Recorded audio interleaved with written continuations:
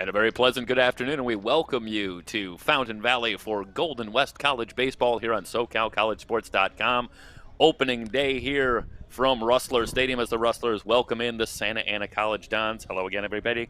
I am Jeff Stoynoff, joined by our SoCal College Sports team, Mike Cepeda, Jorge Cepeda, and joining us on the broadcast today, former Moore Park hurler Emery Johnson. And Emery, welcome back. It's great to hear from you again. We are separated here in these strange times calling the broadcast remotely, but it's great to have you back for opening day here in the Orange Empire Conference. Yeah, good to be here, Jeff. I really appreciate it. I'm just happy to finally see junior college baseball going again. That's obviously where I had my start in terms of college baseball, and I'm just so happy that we're getting the season underway. And it couldn't be a better place than Golden West College. A place where I had a couple starts and had a little bit of success. So I'm excited to see what's going on. Yeah, absolutely. We were talking a little bit about that as we were preparing for the broadcast today, and obviously that's a great boon for us here on the broadcast to have someone who's actually pitched in the ballpark, and understanding, of course, that ballparks are different. Talk a little bit about this from the hitting and pitching perspective. Is it a hitter's ballpark? Is it a pitcher? I know you had success here, but what's your take on how the ball seems to react in this park? So Golden West was interesting. So I played for a college called Moore Park College up here in Ventura County. We traveled down here twice in my career, and I pitched here both times. The way that the ball plays here through the air is kind of dead. You have that heavy ocean air, kind of keeping things a little bit dense. You have those deep corners in each side, as you can see on each side of center field there, where the ivy kind of meets, and you can as long as you keep the ball low as a hitter, you can drive the ball through into those gaps and get extra base hits. In my last outing here, I had 3 hits going into the 6th inning and gave up a triple into the left corner that scored the only run of the game, which we actually eventually lost by. So, from the pitching perspective, it's about keeping your mistakes at a minimum, making sure that guys are putting the ball on the ground, not through the holes. And if the ball goes up in the air, there's a lot to be favored there, because the ball's not going to fly as far as it would necessarily in a drier climate. It's a good pitching matchup today, as one would expect in an opening day situation, with right-hander Caleb Turner going for Golden West College against Josh Haley, who returns this season for Santa Ana College, and he was the number 1 starter a year ago in an abbreviated season, going 6-0. So perhaps more advantage pitching in this one, but we'll see how it shakes out as you get a look at Caleb Turner finishing up some warm-up tosses here. And, of course, we'll get to the lineups and the defense for you as we get underway. Early in the season, also, Emery, a little bit advantage pitcher maybe the first time around?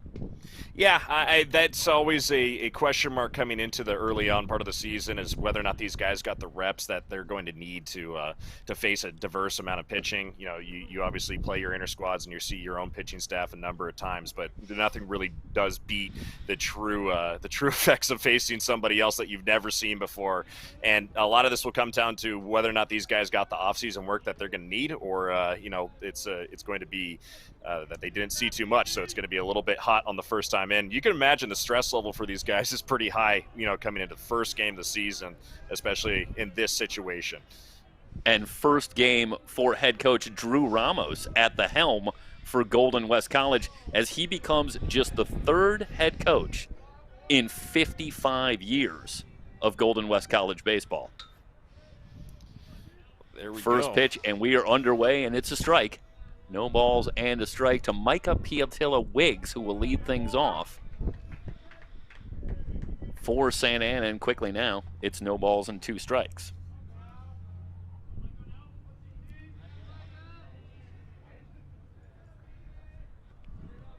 Turner ready. And the pitch to Wiggs. On the ground, left side. And it's through for a base hit. So a leadoff single for Micah Piatilla-Wiggs, as we'll take a look at the replay, as Turner lets him get away after getting on top. No balls and 2 strikes.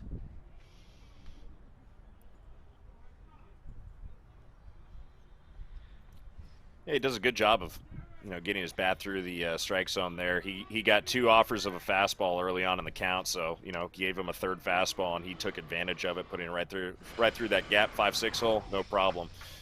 That'll bring up the left fielder Derek Sims, another returning sophomore for Santa Ana College.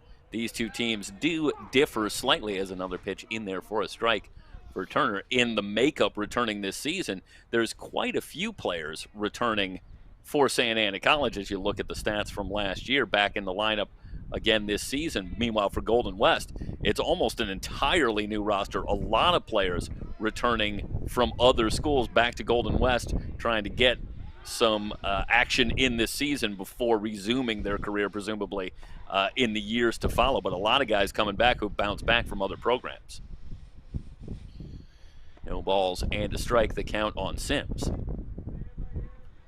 And take a quick look at the throw over to Micah Piatilla-Wiggs, and obviously they'll have to be concerned with the speed of Wiggs at first. Breaking ball again from Turner, and this one misses outside for a ball.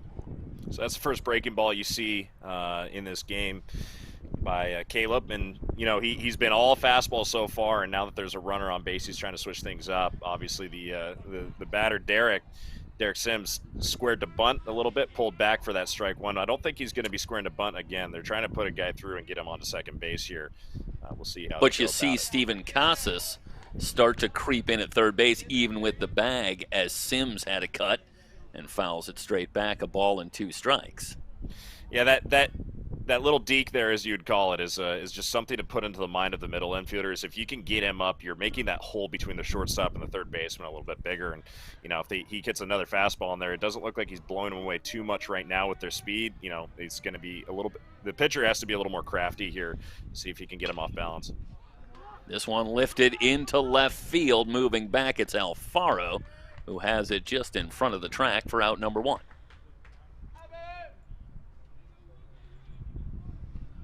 So Sims retired on the flyout. And that'll bring up the third baseman, Nick Lopez. Let's start to set the defense for you. For Golden West, Sergio Alfaro in left, Sebastian Orduño in center, Julian Boyd, the right fielder. As you see, the left-handed batting Nick Lopez digging in for Santa Ana. We'll get to the infield defense right after this pitch. Turner ready. First pitch, fastball swung on the right side, and coming up with it is Lamar, who will go to second for 1, and the relay in time. And that will retire the side. Well, what was the call there, guys? Help me out a little bit. Take a look at the replay there very quickly.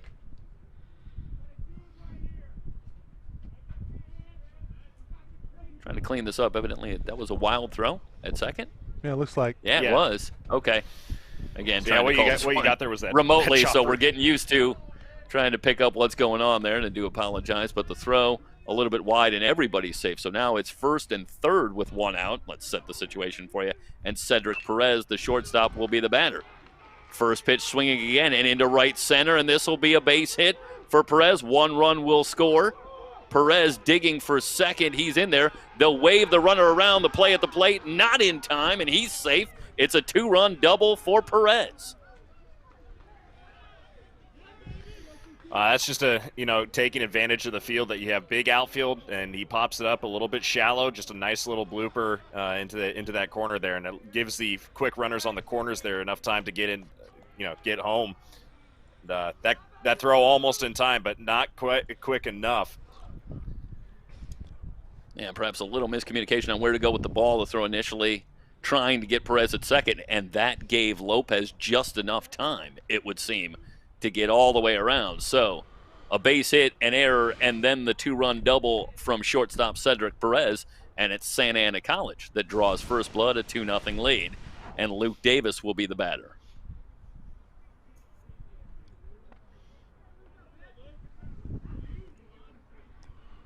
Davis, another left-handed bat, in lineup against right-hander Caleb Turner, who a year ago in 9 appearances had a record of 2 wins and 1 loss and an ERA of 4.39.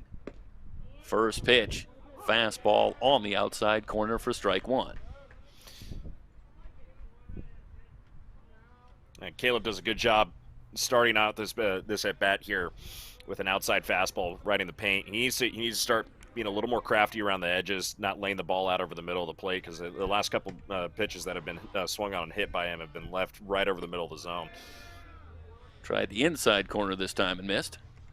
1 ball, 1 strike, the count on Luke Davis. It's Steven Casas at third base, Masai Dorsey at short, Zane Parmenter at second, Christian Lamar at first, and the battery Cole Andovolgi behind the plate, and Caleb Turner on the mound. 1-1 the count on Davis.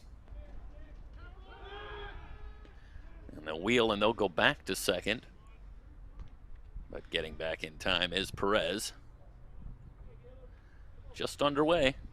Cool overcast afternoon for opening day here in the Orange Empire Conference. Some of the programs already underway. There was some action this past weekend, but the Orange Empire Conference gets underway with 3 games today involving Orange Empire Conference teams as the fastball sails outside for a ball, 2 balls, and a strike. Try to keep you updated on those scores as well. Not much time for much preamble here, Emery. They're going right into conference play. So the pressure high from the outset. Definitely stresses out everybody. 2-1 on Davis, sky high left side, foul territory. Casas giving chase, and everybody disappears behind the dugout.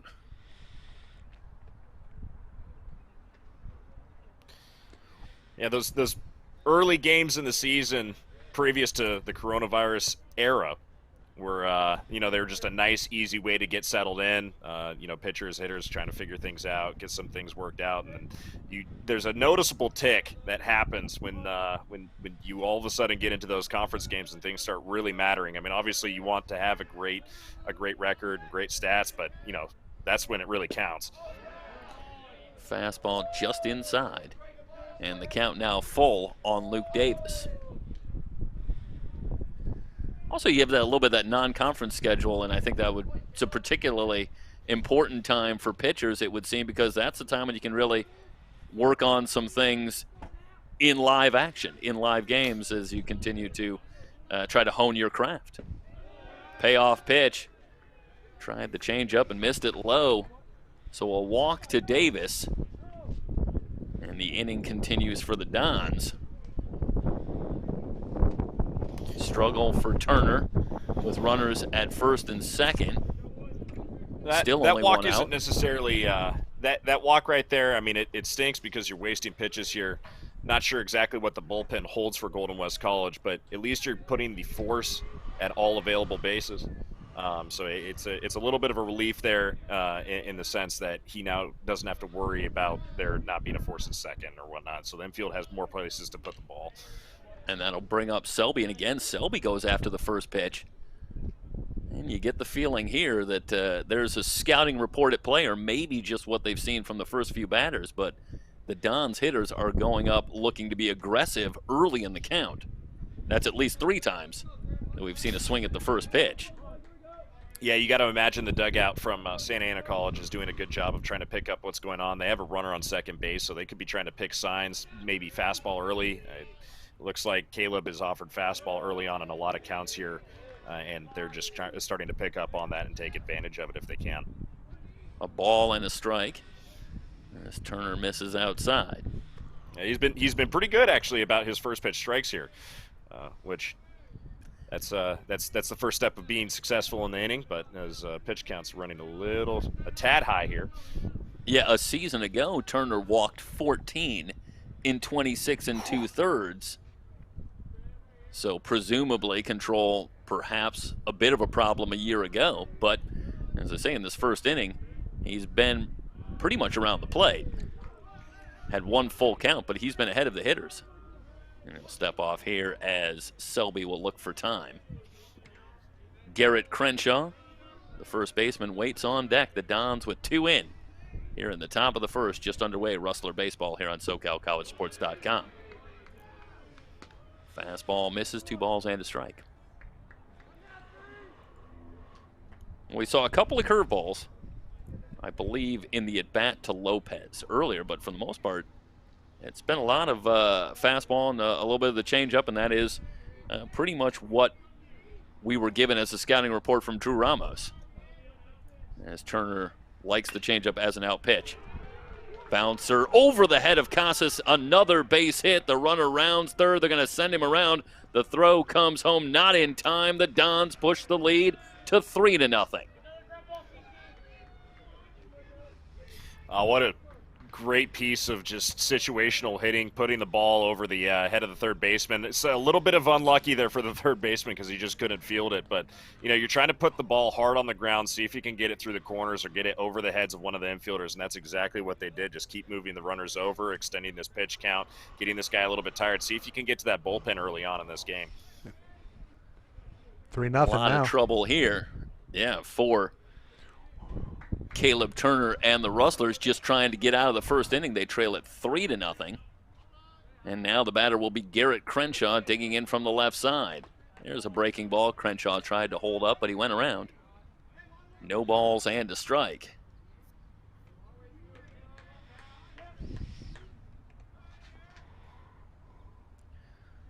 Runners still on first and second. And there is a look at first baseman Garrett Crenshaw, another returning sophomore for the Dons. Low ball one, and the count evened up at a ball and a strike.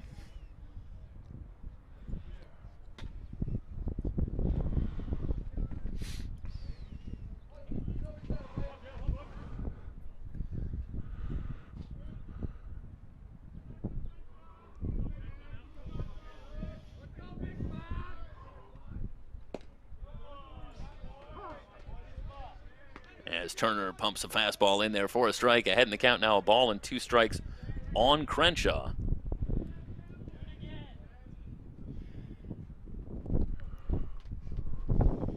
Turner talked about the fastball and the changeup that he's really brought into the repertoire in the last year to go along with a curve and a slider as he made the move from the bullpen to the starting pitcher, I should say. As Crenshaw down on strikes, couldn't hold up on the breaking ball. Turner gets the strikeout. 2 down now. Runners at first and second, and the batter will be Marcus Johnson. That's a good use of the breaking ball there. He's obviously in a little bit of trouble. I don't think anybody's doubting that part right now.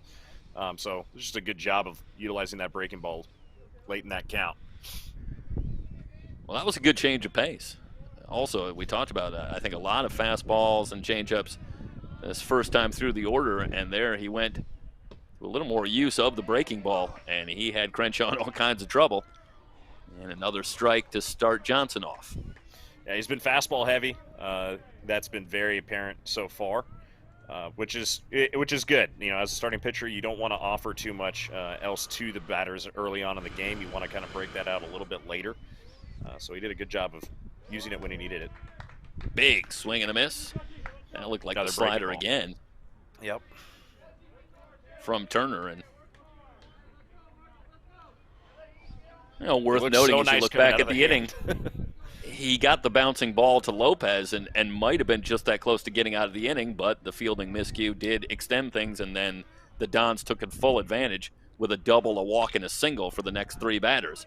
0-2 pitch grounded towards second, and it's Parmenter who will take it himself to retire the side, but not before the Dons get some work done. 3 runs on 3 hits, 1 error, 2 left on base through half an inning.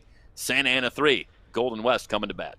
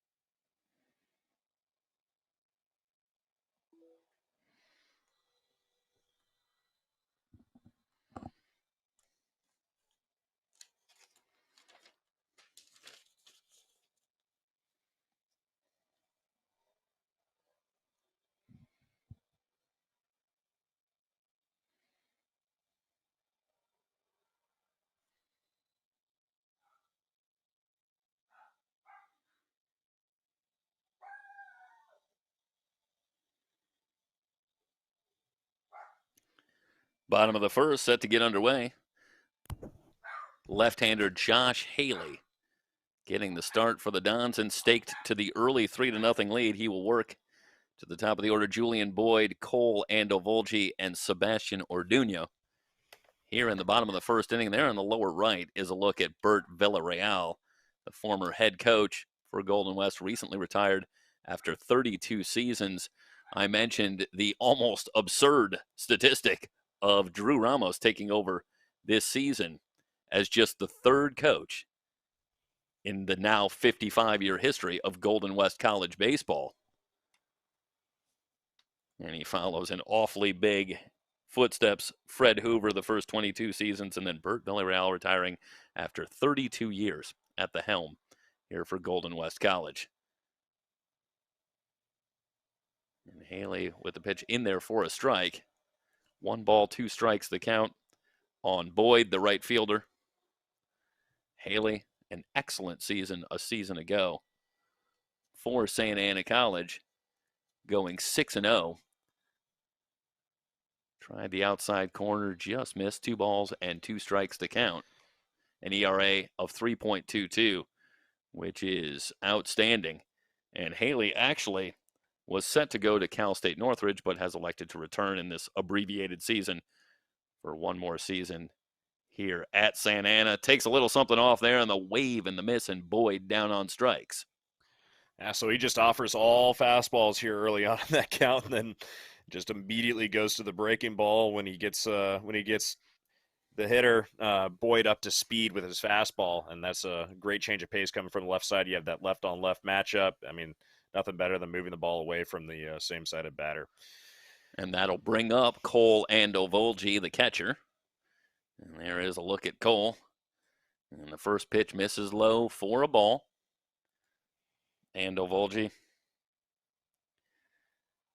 last season played at Fresno State before moving back here to Golden West College for 2021 in this abbreviated season. A swing and a foul ball, and it's a ball and a strike now on Andovolgi.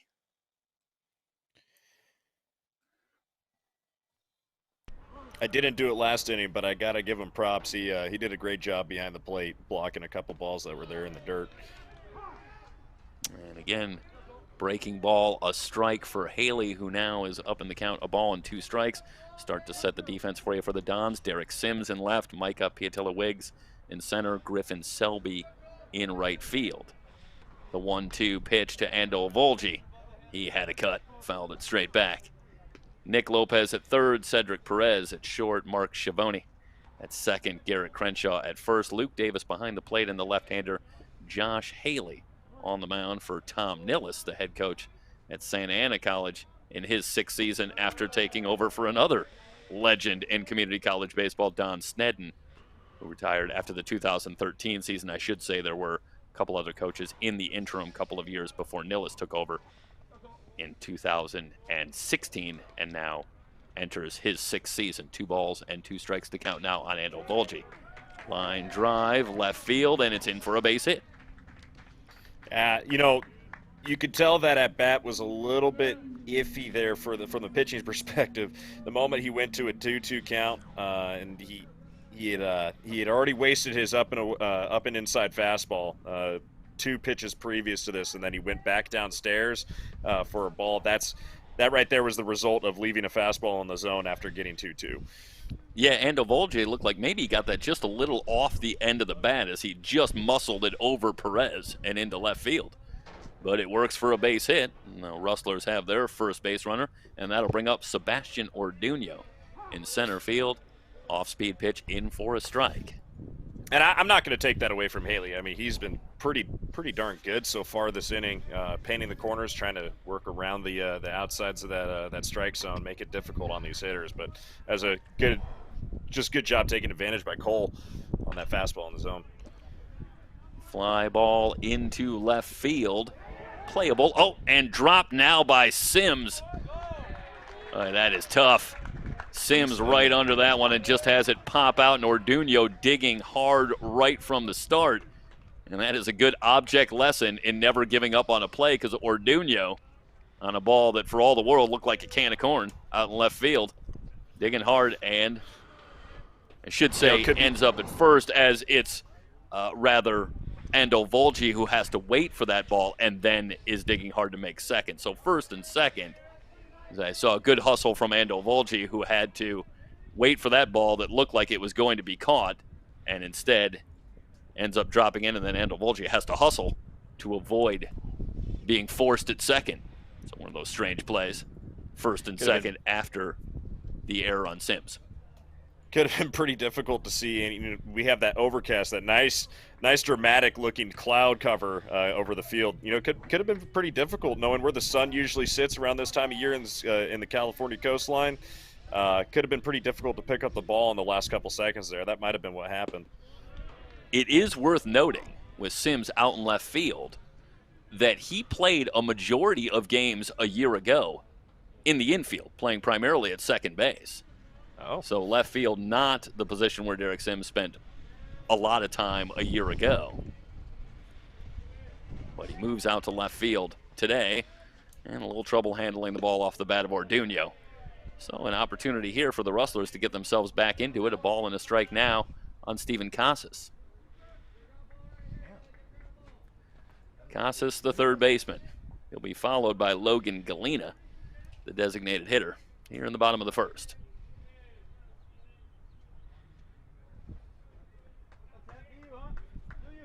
Now Casas will ask for time. Casas played a year ago at Cal State LA. Moved around between second, short, and third. Good sure-handed infielder, and he takes the fastball for a strike there. One ball and two strikes. Pumps a good fastball in there. Now, it'll be interesting to see if he decides to go with the breaking ball here with the runner on second base, trying to see, you know, what kind of signs are being relayed between the runner on second base back to his dugout to see if they can try and pick something. You know, these games are always being played like this. Nope, goes away with the high and away fastball. Yeah, the gas from Haley, and gets Casas. So there's the advantage of using a breaking ball early on in this game is now you open guys up to looking for that pitch that starts high and ends up low. You know, that breaking ball that's going to start up in the air and move lower down towards the ground.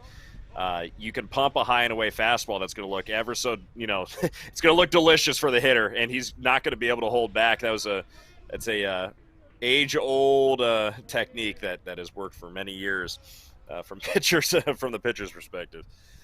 That'll bring up the designated hitter, Logan Galena, and a good fastball from Haley for strike one.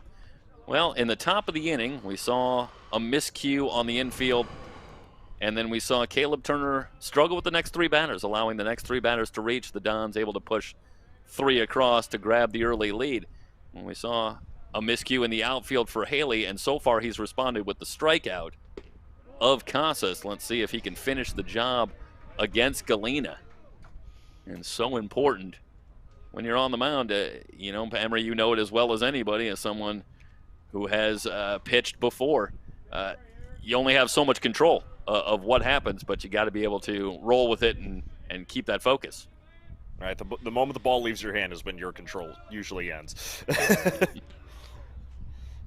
A ball and a strike on the right side, playable for Crenshaw, over to Haley, covering in time, and Haley is able to work his way out of the mini jam. No runs, one hit, one error. I should say one error, two left. We're through one inning at Santa Ana College on top of Golden West, 3-0 here on SoCalCollegeSports.com.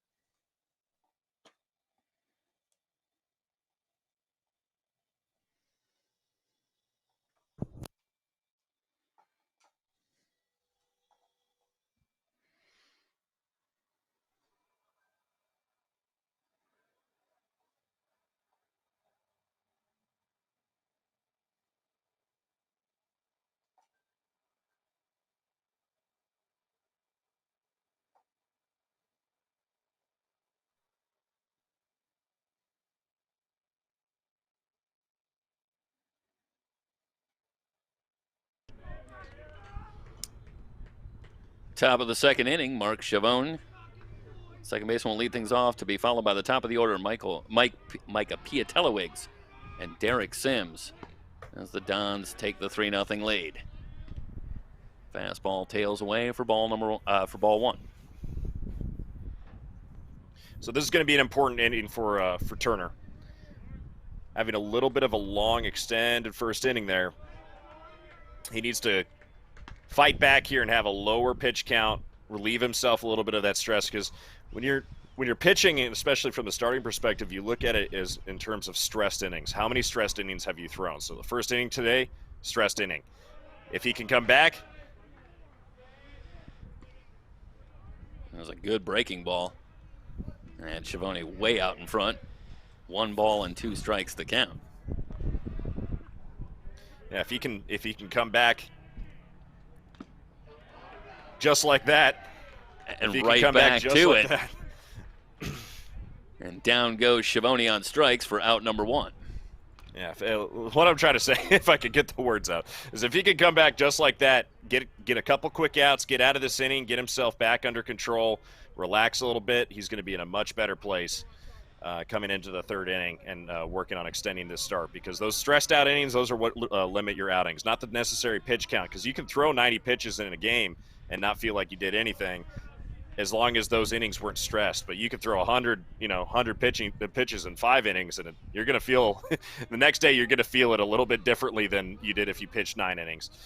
Is that the Moneyball mindset? Do we just go through there? I was getting a flashback to the scene. Got to get that starting pitcher out of there. Yeah. Wave and a miss, and Turner starting to get himself into a groove. Yeah, you got to start pitching aggressively. I mean, at the end of the day, you can get lulled into kind of softly throwing pitches in there, and it's all about being competitive every single pitch. And what he's doing right now is he's throwing with emphasis. He's throwing with determination to try and get these guys out. All of a sudden, you see him trying to attack that zone as opposed to trying to float things around. And I like to see this coming into the second inning, because that first inning, I guarantee you the first conversation he had with his pitching coach going back into that dugout was, hey, dude, you got to start attacking that zone and start getting after these guys. They're expecting a fastball to come just gently into the zone. Piatelowicz lays off the breaking ball, and it's a ball and 2 strikes. Yeah, you just saw Turner there work up and in and then low and away, and I think it goes to exactly what you're talking about, Emery. There's a lot more purpose, it would seem, to Caleb Turner and how he's going about his job here in this second inning. Bouncing ball toward third, easy play for Casas. Now look at the tempo. The other thing that I would say, if you're gonna go ahead and watch the first inning over again, go and look at his pace as the inning progresses versus his pace right now.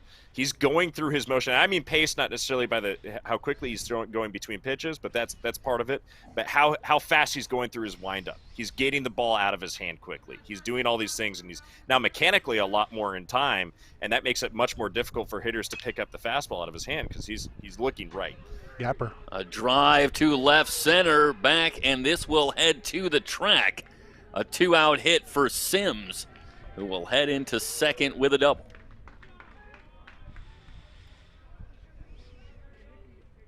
So Sims able to pick himself up after a little trouble out in left field. In the bottom of the inning, goes after the first pitch here, and able to drive it over the head of Orduno, who tracks it down, but not before. Sims ends up at second. That's where he hit the ball last time. He just got underneath it the first time he swung the bat here against Turner. And there you see Lopez, or I should say Sims, up there going after the first pitch again, and the Dons were able to do that to great effect in the first inning. One ball and no strikes now on Lopez. Taking advantage of those first pitch strikes is really what's going to propel this offense a little bit forward, and that was their game plan as the inning progressed the first time through. So he's got to find a way to work his way around that. They're adjusting their game plan. Now he has to figure out how he can pitch to these guys that's going to make it a little different. And one squirts away from Andel Volge, and Sims will alertly take third on the wild pitch. That's not going to help. So that's a good bit of running from Sims at second base, because that did not get very far from Andel Volge, who never really lost track of it, but Sims able to make it to third. He did a great job of blocking that ball. So 2 balls and no strikes. This one ripped to right. On the run, it's Boyd. Ground and rule. Boyd will let this one bounce over the wall, and it will end up as a ground rule double. Thank you, Michael. So a 2-out rally for the Dons after a strong start to the inning for Caleb Turner. As we'll look at this one, and this was a no-doubter as Lopez gets one in the zone. And he'll end up at second as the Dons push the lead now to 4-0. 4-0. Just giving him too good of an offering there early on in the count. This one lifted to left. Alfaro back at the track. Foul. And this one just does curve foul. That was tough to tell here remotely as that was hugging the line. And it was out of here if it was fair, but just drifts foul. And Turner able to escape and get himself another opportunity here. The count, no balls and a strike on Cedric Perez, who doubled his first time up. One pitch and the fastball high and inside. Readjust the eyes, kind of push them off the plate a little bit. You look at these guys; they're right on top of the plate. They know that they're not going to have to worry about him blowing a fastball by him right now. It's they're trying to time up his fastball and get as much of that plate as they possibly can to force him to put a ball right there in the zone. Well, we alluded to the incredible success of the Dons program under Don Snedden for 32 years as they're a ball in the dirt. The count now 2 balls and a strike. 3 state championships and Don Snedden retiring as the winningest coach in California community college baseball history. But since he has departed, the Dons have continued to be obviously quite successful, but something of a drop-off, including their first losing season in 40 years. That happening a couple of years back as that one is cued foul, 2 balls and 2 strikes. But perhaps a season ago, starting to get back to where Dons fans have seen them so many times before. They were 18-4 in the abbreviated season before things were halted. They were back at the top and certainly on their way back to the success that they have had for so long over the last several decades. That one high and inside and 3 balls and 2 strikes the count. So you see he's not as tight with his mechanics as the inning's gone on here. You know, he gets the first 2 outs. He's working with a good pace. Everything seems nice and tight. And then, you know, the moment that a little bit of trouble kind of swings around, starts getting a little more erratic. And what Turner needs to do right now is he needs to step off the mound, take a breath, get everything under control, you know, get that mindset right, and then get right back after it. You know, it's the continued just get after it right here that's causing him to, you know, to get a little bit wild. It really illustrates to me how well coached the Dons are at the plate, though, as Turner appeared to be very comfortable and in a groove, having retired 4 in a row, as Perez is just able to get a piece and stay alive. And it was a little adjustment, I thought, with Lopez going up there, I should say Sims going up there, and looking to shake that up, and he went up there and went after the first pitch, recognizing perhaps that Turner was in a bit of a groove and say, we don't want to let this guy keep on dealing like this. He's going to try and get ahead of us. So let's go up there and be aggressive early in the count, and they were able to really turn the tables. Yeah, you see back. So Mark Scavone and Wiggs, they both, the first 2 batters of this inning, they both fell into the trap of letting him establish that first pitch fastball and then get a second strike on him. And that's what caused the first strikeout and then the ground out to third base. Was you're now behind in the count. You have to force something to happen with 2 strikes, and that's what happened. So these guys are taking advantage early on. Turner out of the inning as he gets Perez on strikes, but not before the Dons add another run on 2 hits. No errors, 1 left on base, heading to the bottom of the 2nd inning in Santa Ana. On top of Golden West, it's Rustlers baseball here on SoCalCollegeSports.com.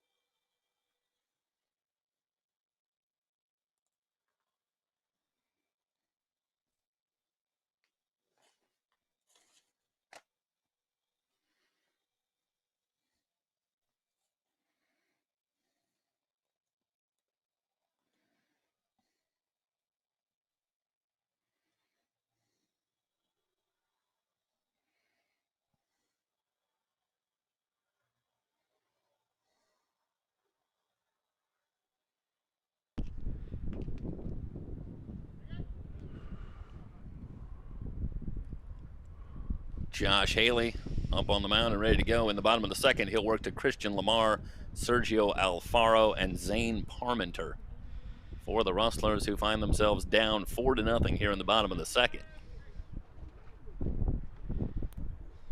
Tough assignment. Well, it was, yeah, it was assignment. I should say for Drew Ramos in his head coaching debut against the Santa Ana College Dons, I should say, and it's gotten off to a bit of a rocky start. Josh Haley got after it early on. Obviously, starts the game out with a strikeout, and a lightly hit line drive into left field. But then afterwards, it was just right after these hitters once again, and he's shown pretty that he's pretty confident up there on the mound. The big man from the left side. So can't wait to see what he's got this second inning. Christian Lamar at Golden West this season after spending last season at the University of San Francisco. And Lamar, an interesting story. A ball and no strikes. Got a chance to talk to Drew Ramos this week and talked about the players and what they bring to the table. And one of the first things he said about Christian Lamar, natural leader and an outstanding student, 4.0 GPA, and every bit of it, and talked a little bit about having received a few offers already, chopper to short, as Perez will go to first. And yes, as you might expect, some of those offers from the Ivy League for Christian Lamar. Oh, wow. So when we say he's got a 4.0, he's got a 4.0. But he's retired here on a bouncing ball for out number one.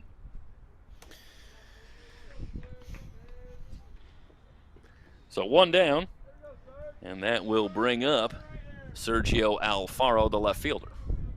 Yeah, Lamar was a bit late there on that high fastball. That's why he ended up chopping it into the ground.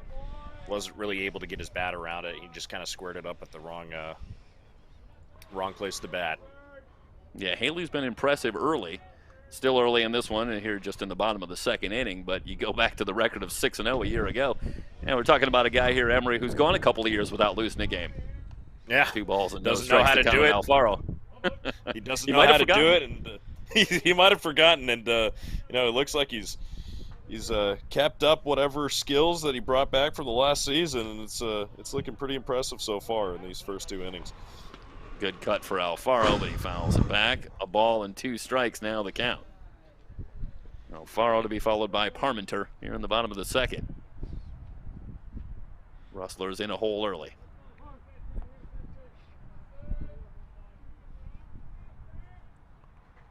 Haley ready, rocks and fires. Upstairs for a ball. 2 balls and 2 strikes the count. Trying to readjust the eyes here. Wouldn't be surprised to see a breaking ball come next pitch if he doesn't double up a high fastball. 2-2. Breaking ball froze him for strike 3.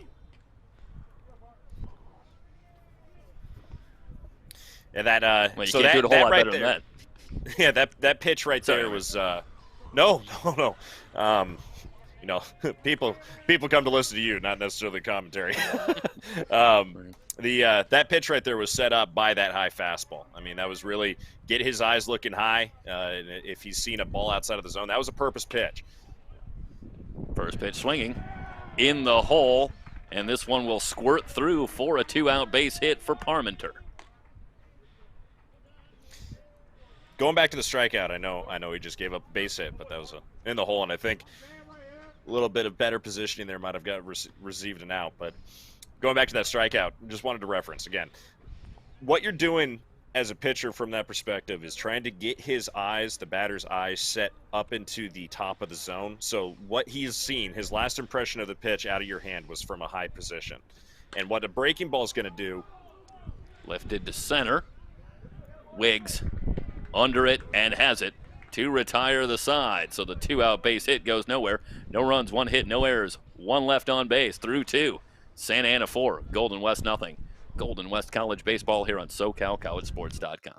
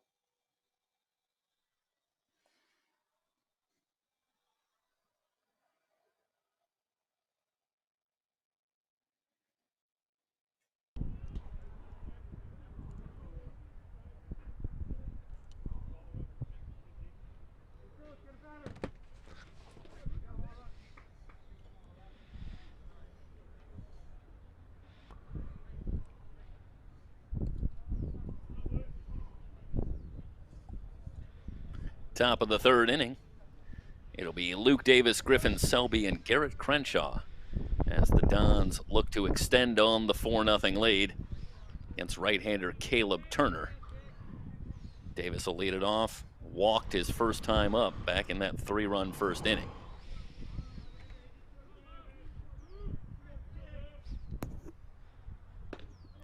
Turner ready, kicks and delivers and misses outside for a ball.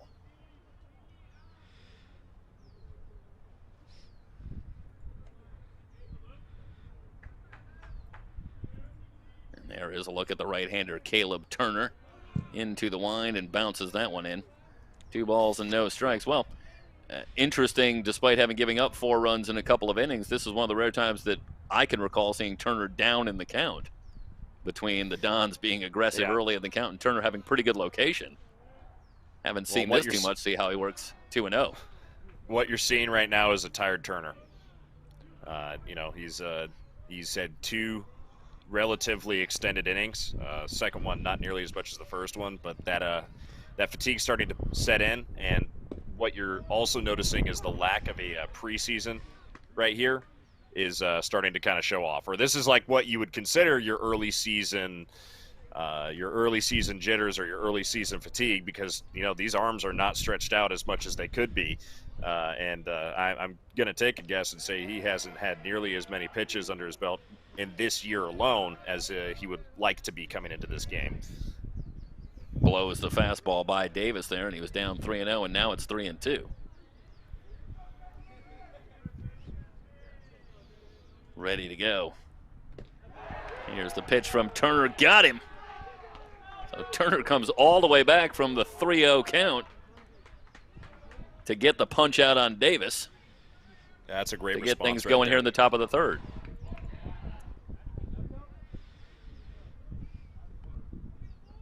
Fourth strikeout of the game for Caleb Turner. And that'll bring up Griffin Selby. Selby, an RBI single, his first time up, goes after the first pitch again. But this one hangs up for Orduno in center for out number 2. Yeah, what you saw in that strikeout, I'm going to go back to strikeout again. Maybe I could get this anecdote out really quick, which would be outsider, and farther outside to catch him swinging away, and that's what drew that strikeout. A great job responding with that quick out to center field. Oh, sure, the pitchers love to talk about strikeouts. I love it too much. That'll bring up Crenshaw. First pitch at the knees for called strike 1. Yeah, I can't stress enough. Next. And I can't stress enough right now, just him making sure that he can work through this really quickly here, get his pitch count under control, get a better number, you know, to be lined up with what inning he's in currently, and that will help out quite a bit. You have to imagine it would help his confidence a little bit too, just to get the 1-2-3 inning. An inning ago, he looked lights out to the first 2 batters, but then back-to-back doubles allowed the Dons to scratch one across in the inning. And I'm sure for his own mindset, Turner would love to finish this one off and get out of the inning 1-2-3, get a little confidence going. Yeah, have something to boost your confidence going into the 4th inning. You know, this game as it stands right now is going to be a tough one in terms of the scorebook. But if you could get some positives taken out of this, that's what really matters. Hard ground ball to first, but up with it cleanly is Lamar. A little trouble on the underhand toss to Turner, though, and everybody's safe. Let's watch this one. It's Turner. First part of it, great job. Up with it cleanly, appears to have the time, but a little bit behind Turner on the toss, and Crenshaw ends up at first after the 2-out error. Oh, that's pitcher's fielding practice 101 right now, and I hate to say it, but for any of the guys on the pitching staff over there from Golden West College, you guys are going to be doing a lot of that tomorrow, I'm guessing. A lot of ground balls, and the first basemen are going to love it because they're going to get a whole bunch of ground ball practice. Meanwhile, the runner breaks the throw down, and they got him. So a good throw from Andel Volge behind the plate, and a nice job by Dorsey. And I should say, actually, this was Parmenter as this one comes in. Boy, I take that back. Boy, you can't place it a whole lot better than that. That is right there, and Parmenter did not have to move the glove to put the tag. And that'll end the inning as Crenshaw is thrown out trying to steal. We'll head to the bottom of the third. Santa Ana with the 4-0 lead over Golden West.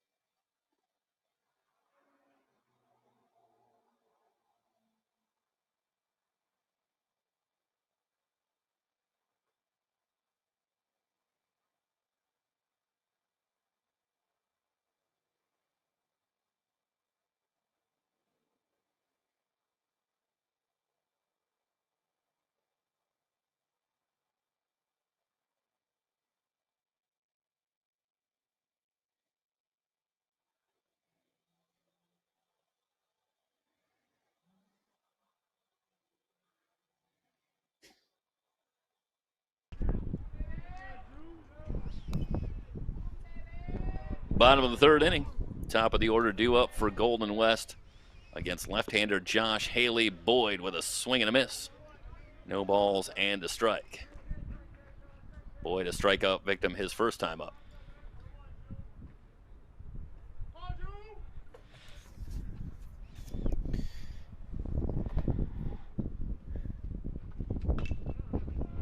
And if you'll recall, Jeff, on the fastball. Sorry, go ahead, Emery.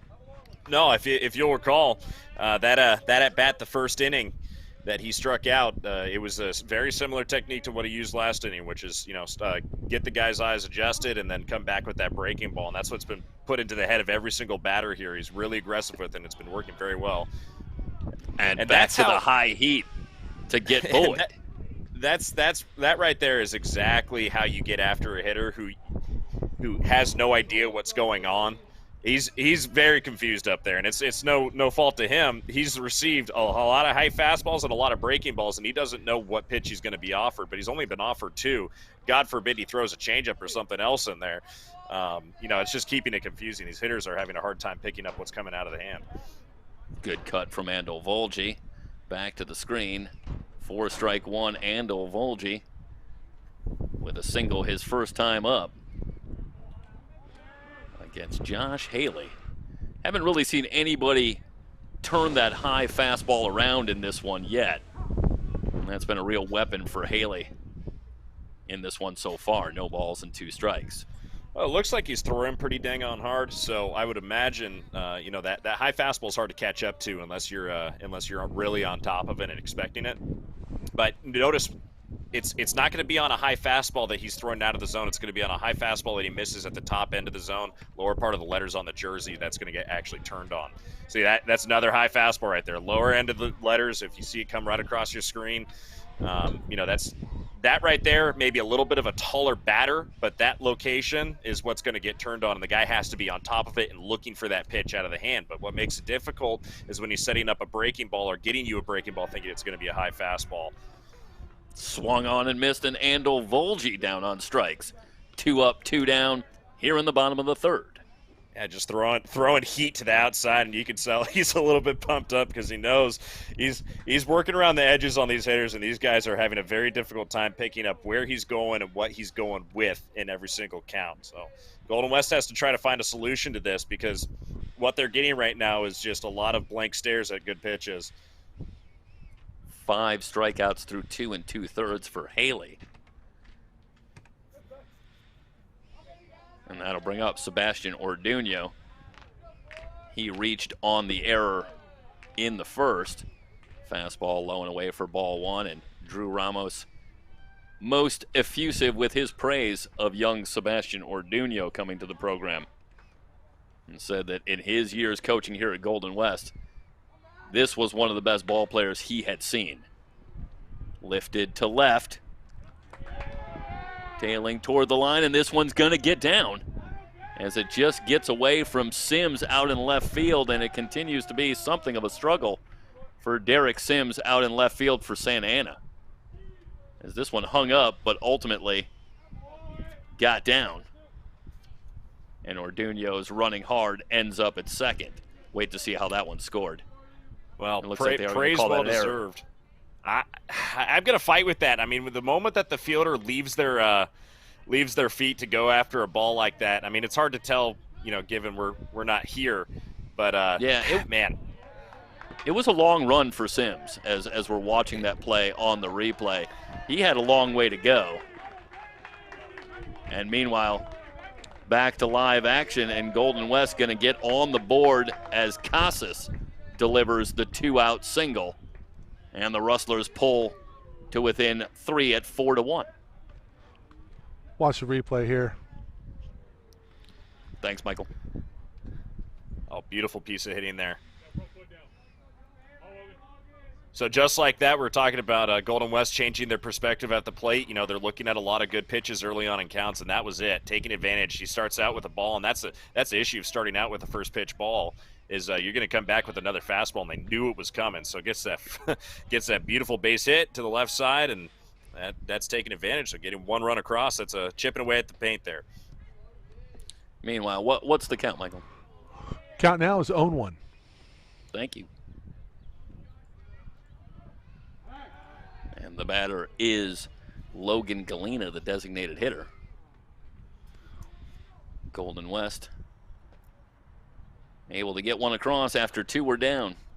The double for Orduno, the base hit for Steven Casas. And the Rustlers are on the board. Off-speed pitch misses low for Haley. A ball and a strike now on Galena. Golden West needs to find a way to, with 2 outs here, to extend this pitch count. Try to find a way to get Haley out of this game. He's been really dominant early on in innings, and chances are he might go back into a groove next inning or something like that. You really got to focus on getting this pitch count high, forcing this to be a stressful inning for him. Fouled back to the screen. A ball and 2 strikes now on Galena, who grounded to first to end the first.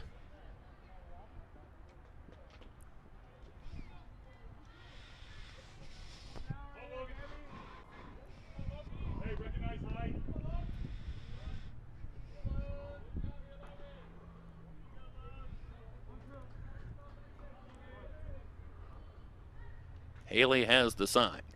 Here's the 1-2. And Galena fouls it away.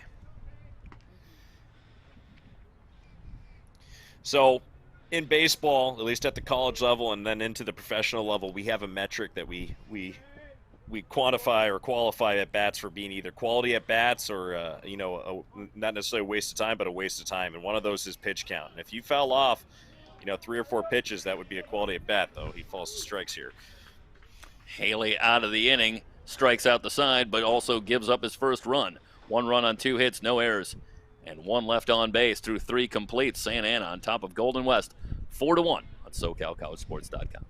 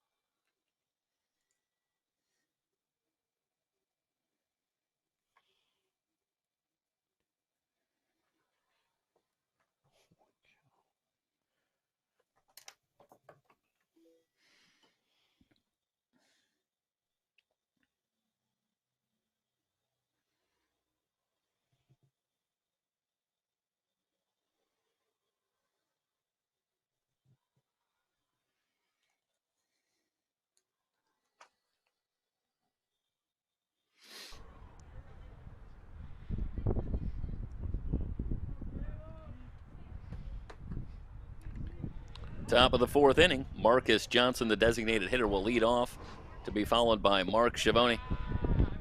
And then the top of the order, Micah Piatella-Wiggs. First pitch, a breaking ball in there for a strike. I got a stat for you, Jeff. I feel like you would like this.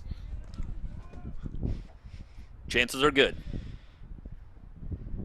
Here's the 0-1. Bouncing ball to short. And Dorsey across to retire Johnson for out number 1. Okay. So, and this ties into what just happened, by the way. What is the percentage of times that a batter will be recorded out after a breaking ball is thrown first pitch? It's like in the 70s. Wow. I got no idea. 70s It or is 80s? in the upper 70 percentile, according to Major League Baseball. It's first pitch breaking ball as a strike or just first pitch breaking As ball a strike. at all? First pitch breaking ball as a strike. Frankly, I'm a little surprised that the number is that low.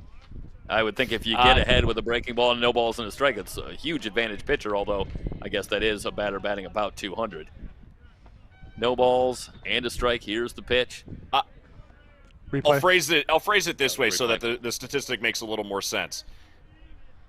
The odds of a batter getting out are increased as opposed to their normal batting average, and it's a 78% increase of them getting out to their regular batting average. So if you work out the numbers, say a guy's batting 250 along a season, his batting average will then go down to, we'll deduct by 70%. Schiavone, a wave and a miss, and they'll throw down to complete the strikeout for out number 2. Quickly here in the top of the 4th as Turner continues to settle down. So picture a guy 3 has up, 3 down. Sorry, go ahead. Go ahead, son. No, I'm sorry. Just going to point out with the brief blip of the error that was erased on a caught stealing, it would be 6 in a row retired for Caleb Turner. Now 2 down in the top of the order, Micah Piatella-Wiggs, who's 1 for 2 in the game. 2 outs. 1-0. There we have it. 1 ball and no strikes on Wiggs. Singled and scored in the first, grounded out to third. Grounder to short. Dorsey across to retire the side. Turner with the 1-2-3 inning through 3.5. Santa Ana College 4, Golden West 1. Rustler baseball here on SoCalCollegeSports.com.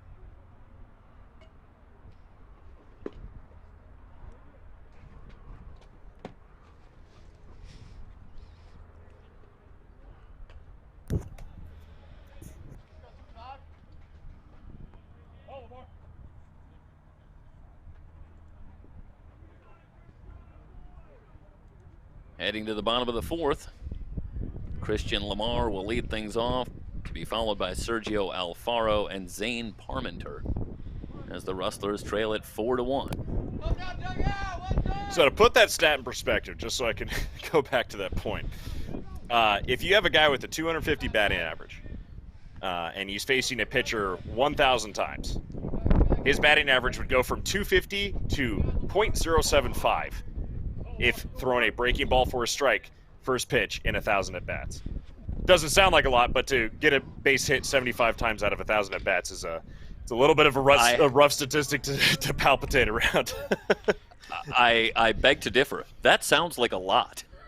That's amazing to have the average drop from just one pitch for a hitter to become less than 100 at the plate. Well, it's a lot. I mean, it's a lot in terms of the reduction, but it's a pretty cool stat. You don't see it utilized because obviously baseball is baseball. In the moment that a guy starts starts throwing consistency into, once you start throwing consistency into something and people are picking up on that, hey, I'm throwing a curveball first pitch strike, then things change. But it's when it's thrown in there randomly. I had an amusing moment watching baseball the other day as that one fouled back to the screen, a ball and 2 strikes on Lamar. Watching the other day, and had one of the announcers mentioned that the team that was playing, and I can't remember what it was. I think I was suffering through watching the Cubs this weekend, and the team that they were playing was leading the league in launch velocity. This one, speaking of launch velocity, rocketed into left for a base hit for Lamar. So a leadoff single for the Rustlers. But I just thought, wow, I've been watching baseball a long time, that now, instead of just saying, because, you know, back in the day, once upon a time, you just talk about how they were struggling in terms of average, but they were hitting the ball hard. But that's no longer good enough anymore. Now it's who's leading the league. It is tracked. Launch velocity is now tracked at the plate. So they have found a way to make a stat of who's hitting the ball the hardest, whether it's a base hit or not. And I thought that was an interesting moment, and it made me realize how long I've been watching. First pitch swung on and roped, but foul. You know, some of us old baseball fans are very against that type of statistic, and I'll just put my hand into the fire there and say very, very useless. Well, it sounds on the surface like something that could be meaningful. I mean, hitting the ball hard, that's a good indication. It just sounded so weird after such a long time saying that, well, I guess that's a stat now. Who's hitting the ball with the most launch velocity? No, it does make quite a lot of sense to be tracking something like that, though. Well, I would assume, as I was watching, you know, being a longtime Cubs fan, as I was watching the Cubs this weekend, but anybody who's been following the season so far, it's hard to imagine that the Cubs are leading the league at hitting the ball the hardest. That seems incredibly unlikely this season, so must have been the other team they were talking about. 1 ball and 2 strikes. What a strange and beautiful game it is, though. How are the Royals looking? I know you're a Chiefs guy. Are you a Royals guy? Is it full? I am not a Royals fan, though. I did follow them a little bit when Moustakis, local guy from where I'm around, I follow Royals a little bit. But I'm actually a Marlins fan, long time. Playable for Crenshaw, who will put it away for out number 1. Emery, was your brother drafted by the Marlins? Yes, he was back in 2008. 6th-round 6th pick of the 2008 MLB draft. But I was a Marlins fan before then, and I hate to bring it up, but Jeff actually hates me for this reason, which is the Marlins in 2003, if you don't remember, knocked the Chicago Cubs out of going to the World Series. I'd forgotten that. No, it's do me a favor. At least be a fan of the '97 team. Just go back there. That has no relevance was 1 year to the Cubs. I was 1 year old at that time. You know, so it was very difficult for me to be a baseball fan of nearly anything at 1 year old, though I'm sure my parents tried desperately to make me a Dodger fan. But at 6 years old, I was starting to really, 6, 7 years old, I was starting to really like baseball, and that was the first series I seriously watched. Yeah, it was close to the last series I seriously watched. 1 ball and 1 strike as that one bunted foul by Parmenter, who had a base hit his first time up. That was a painful one. Yeah, I can imagine. I have other friends who are Cubs fans who have never let me live that down. Hey, at least you finished the job. Beat the Yankees after that. Of course. Good for you. The evil Yankees. Though, I will say one of the best baseball memories I probably have was when I was in college at Moore Park, and I had a science professor, college biology professor, who was from Chicago, a Chicago Cubs fan, had been his whole life. Shut down lecture for an entire week and had us watch the World Series in his class to watch the Cubs win the first World Series. And when they won, I remember it was a night lecture, and when they won, he was crying by the end of the class, and we were sitting there. It was a pretty cool moment. That one hangs in the air just long enough for Sims to come up with it for out number 2. So 2 down, a runner at first, and Masai Dorsey will be the batter. So this was in 2016? Mm-hmm. Yeah. Well, listen, if you didn't have a couple of tears rolling down, you're not a real Cubs fan in that one. Almost involuntary. I mean, it just had to happen. As that one squirts away from Davis, and Lamar will take second on the wild pitch. So a ball and no strikes on Dorsey. I think that one might qualify as a pass ball. Yeah, I have to just saw the replay there. Thank you, Michael. And well, let's look at privy to the exact scoring, but one more time, we'll take a look at this one from behind home plate. And that's pass ball. That would be a pass ball. I think that one looked like it was just in the dirt, but obviously not too far for Davis to go. As that one catches the inside corner, a ball and a strike. Now the count on Dorsey, who flied to center his first time up. Pumping inside, what a great pitch. Dorsey played his ball at Eastern Kentucky a year ago, and Drew Ramos talks about Dorsey and the lift he gives to this club with the glove. Talked about him as being one of those players who makes plays that other guys can't make, and how big that can be. A ball and 2 strikes, but he's got a chance here to pick up the Rustlers with the bat, with a runner in scoring position and 2 down. 2 strikes. What's coming? That's the question here. For what's coming from Josh Haley? Haley ready. Here's the pitch, and he blew it by him. High fastball. Haley fans Dorsey to retire the side. No runs, 1 hit, no errors, 1 left on base. We head to the 5th inning with Santa Ana on top of Golden West, 4-1 here on SoCalCollegeSports.com.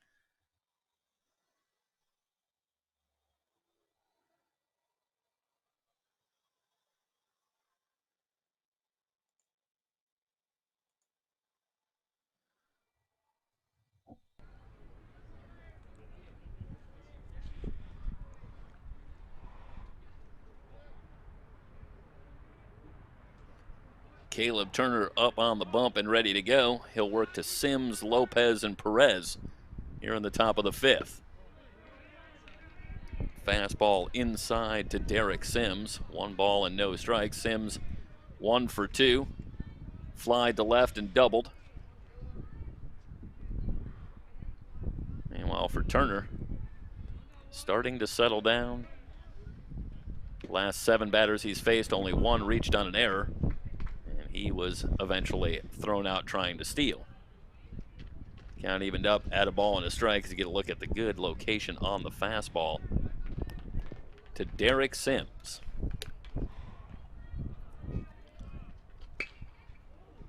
Whew. Roped. That one ripped foul. A ball and 2 strikes. He was right Turner on top tried of the that breaking one. ball. Yep. But that looked like good location from Turner, getting that enough inside that there really was no place that Sims was going to be able to put that ball in fair territory.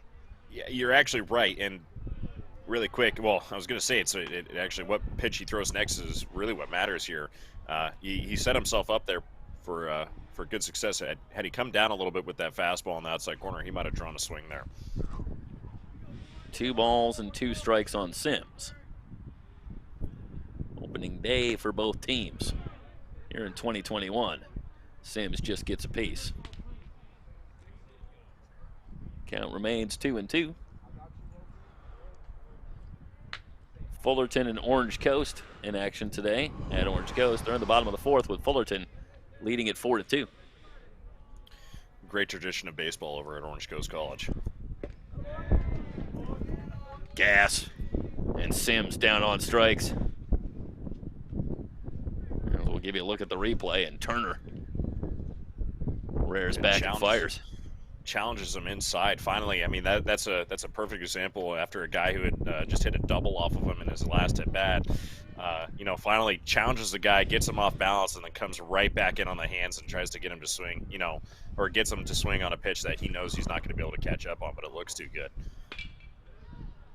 Lopez first pitch swinging, lines this one to left, but it will hang up for Alfaro for out number 2. Go back to the strikeout. I like it.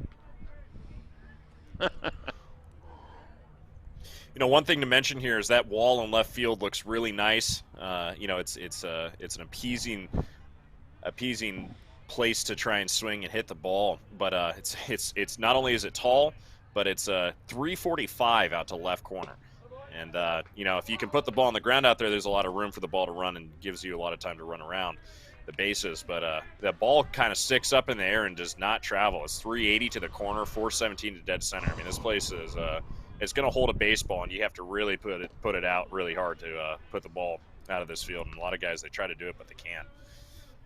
Yeah, you look at the stats for Golden West from a year ago, and it's you get a sense of the dimensions of the park where they play most of their games when you see guys with a home run, a couple of home runs, and it speaks to how hard it can be for some parks to get the ball out, and then there are other guys hitting 10, 11, 12 home runs, and boy, where you play can make such a difference in whether or not you can really get one out of there. Yeah, this is one of those fields, again, super moist air, makes it kind of a thick play. The air is really thick, and not only is that, but the fence is pretty deep in most of the areas around the field. I remember after my last start here, I ran something like 15 poles back and forth. They'll appeal down, and they will say that Perez held up. So a 2-out walk issued to Cedric Perez. Yeah, he did. That's a great job on the camera and the shot there, Michael. Thank you. And, man, pretty tough. Really, you get a sense when you're able to slow it down, Emery, of how hard it is to really hold up, and that's a great job by Cedric Perez. Oh, yeah. To able to hold up there and get himself to first with 2 down, and that'll bring up Luke Davis, who has walked and struck out in 2 trips. Fastball, high and outside.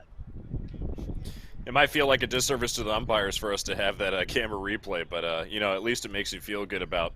From a pitcher's perspective, I would look at it from this side of things, which is not necessarily that you gave up the base on balls. That's a tough thing to do, but what it does allow you to do is know that you're throwing good pitches that are making guys want to offer at them, and I believe that that's some good feedback to have. But obviously, they don't necessarily have that direct feedback like we do, but statistically speaking, it's good. 1 ball and 1 strike on Davis. Turner from the belt, and the breaking ball misses just low. 2 balls and a strike.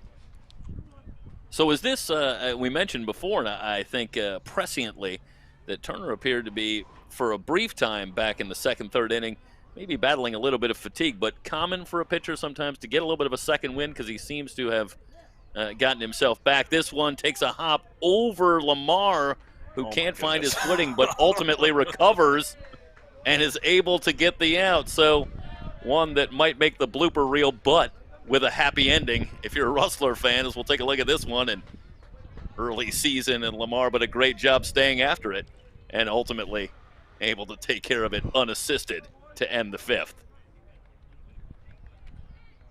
No runs, no hits, no errors, 1 left on base halfway through this one. Santa Ana with the 4-1 lead over Golden West College. Rustler baseball here on SoCalCollegeSports.com.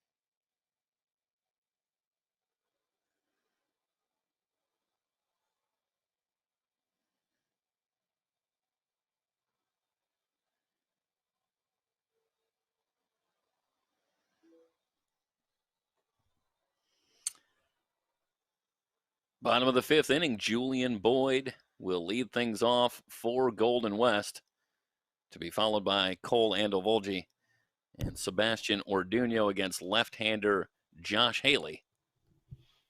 First pitch misses high for a ball. Well, to answer your question a little bit, Jeff, here, we were talking about Caleb Turner having a little bit of fatigue early there in the third inning, the second inning, and or into the third inning. I'm sorry. And what that comes from is two different sources: mental fatigue and physical fatigue, and they can tie into each other. They can be a part of the same equation that will result in certain things happening during baseball games. But the one thing that I would say is that he was experiencing a second wind, or is experiencing a second wind later in this game, because he's found a certain amount of confidence, and that mental fatigue can go away.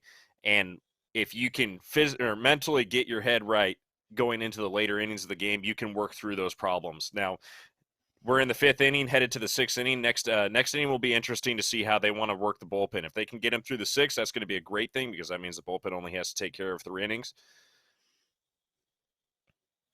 As Boyd goes after the 2-2 pitch, they'll throw down to first to retire him on the strikeout for the first out here in the bottom of the fifth. Tough day at the plate for Julian Boyd, working against a pretty nasty left-hander in Josh Haley. You see, it was 2-0 before Haley started giving him the breaking stuff, and that is so tough for Julian Boyd. One down, and that'll bring up Andovolgi. Really off balance with that breaking ball. And that's that from that first at bat, that's kind of what's confused him going on forward. That second at bat, it was, okay, now I have to think about that breaking ball coming 2-2. Oh no, you got me with an elevated fastball. And that's that right there going into the third at bat. Now it's breaking ball. And you see they've worked a really good sequence with him 3 times in a row. And you can imagine if he faces him again, which I could see it happening, it's going to be more question marks getting thrown out of his hands there. And Volgi was 1 for 2, and he rips this one to left, but it's going to drift foul. 1 ball and 2 strikes. And again, Haley working that inside corner, but Volgi turns on it and sends it foul. Similar to a pitch that Turner threw early 2 innings ago, where it was a nice fastball on the inside that, you go, wow, that guy really smoked that ball to the left side. Yeah, it's a purpose pitch. He's trying to get the guy off balance, trying to make sure that, I'm going to speed your bat up to so far inside that you're going to be forced to back off the plate a little bit and try to take advantage of that inside fastball, because I'm going to keep offering it to you. 2 balls and 2 strikes on Andovolgi. Here's the pitch, and Andovolgi will ask for time and get it.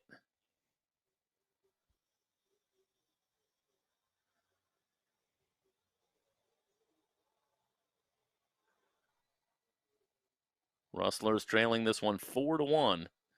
Found themselves down early as the Dons jumped out to the 3-0 lead in the first inning. Added another run in the fourth. Golden West able to come back and plate one in the third. Swung on and lifted to right. And in front of the track, it's Selby who will take it for out number 2. It's the first pop out on the game to the right fielder. Both teams. Not like that's really that important of a step, but I'd figure I'd throw it out there. Well, it does speak to the fact, though, that I think that we've been talking about that both pitchers have been not only unafraid to work inside, but have really spent most of the game trying to work the ball inside to these hitters. Orduno will try to lay one down off the mound quickly. It's Haley who wheels and gets him by a half a step to retire the side. 3 up, 3 down in the fifth as we take it out. Look at the glove work from Haley to get the speedy Orduno at first through 5. Santa Ana 4, Golden West 1 here on SoCalCollegeSports.com.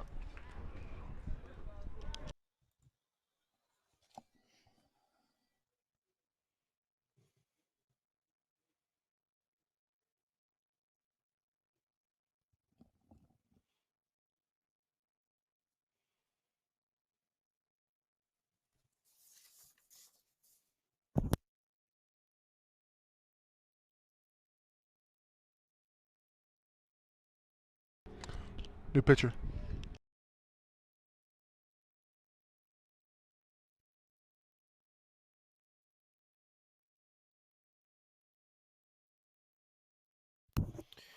Number 40.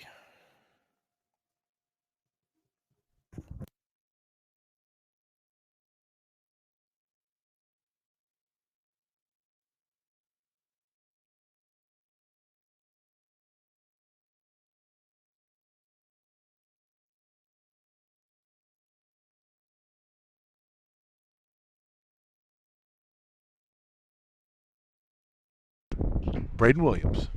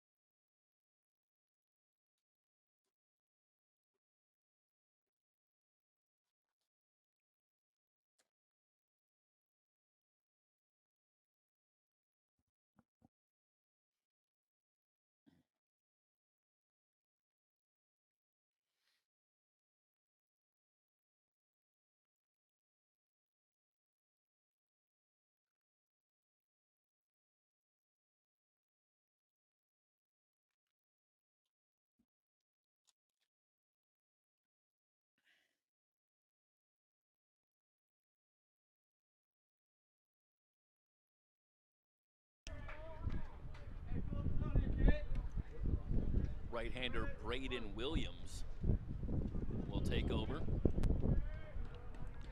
For Caleb Turner to start the sixth, he'll work to Selby, Crenshaw, and Johnson. And Williams into the wind in the first pitch, high and inside for a ball.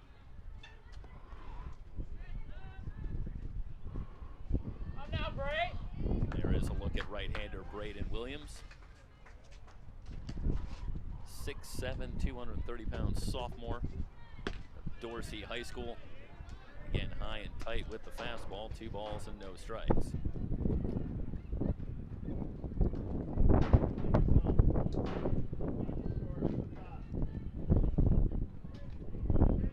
Selby's 1 for 2. Singled and fly to center in 2 trips. Fastball just outside. And the count now 3 balls and no strikes on Griffin Selby.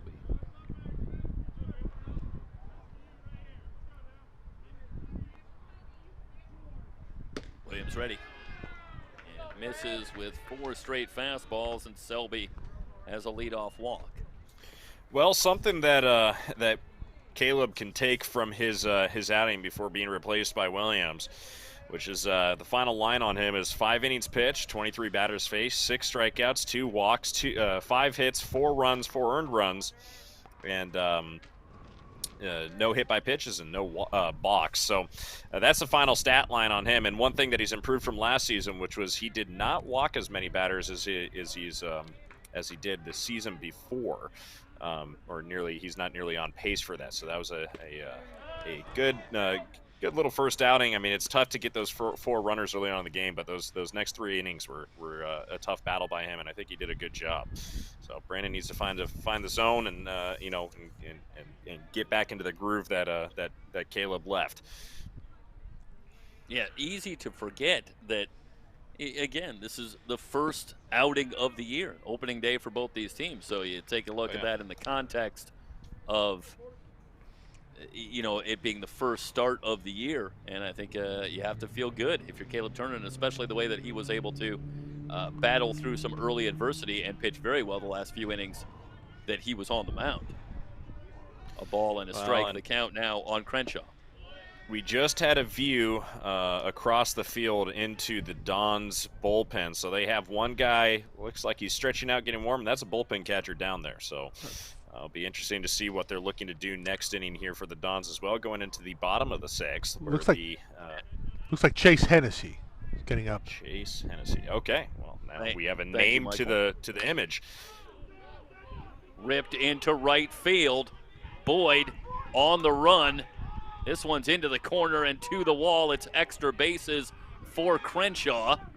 They will wave the runner around and he will score, and Crenshaw ends up at third with an RBI triple.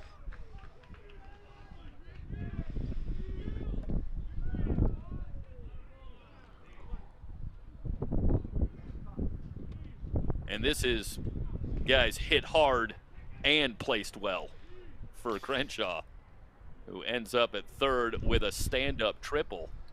And just like that, the Dons able to push one across and push the lead back out to 4 at 5-1. They're already going to the bullpen here. Yeah, it's going to be a short outing for Braden Williams. We'll step aside, come back with the word on the new pitcher. Top of the 6th, Santa Ana with a 5-1 lead over Golden West here on SoCalCollegeSports.com.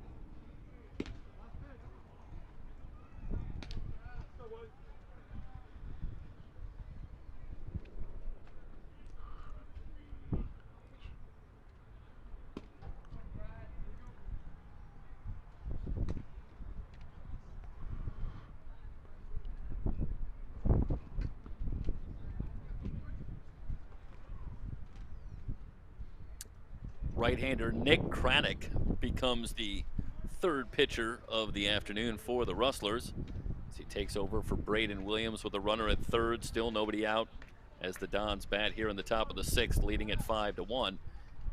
First batter up will be Marcus Johnson, 0 for 2, retired on a fielder's choice and grounded to short. Another run just 90 feet away, so a tough spot for Craddock, who will take over and work to Johnson. First pitch, breaking ball in there for a strike. Johnson, the designated hitter, to be followed by Mark Schiavone.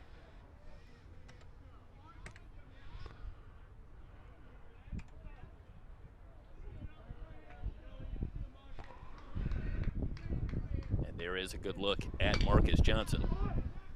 Swung on and lifted to center. This should be deep enough. Orduño backing up a couple of steps, and this will be an easy trip home for Crenshaw, who will trot home with the second run of the inning for the Dons, who now lead it 6-1.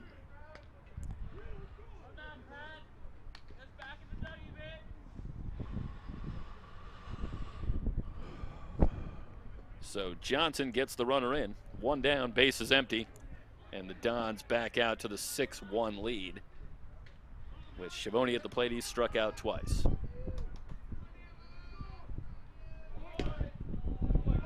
Craddock's first pitch in there for a strike.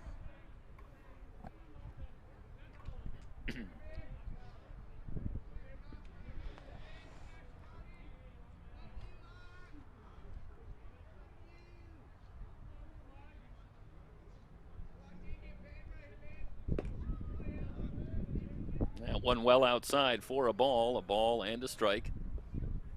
On Mark Schiavone, the second baseman. Top of the order, Micah Piatella-Wiggs due up next.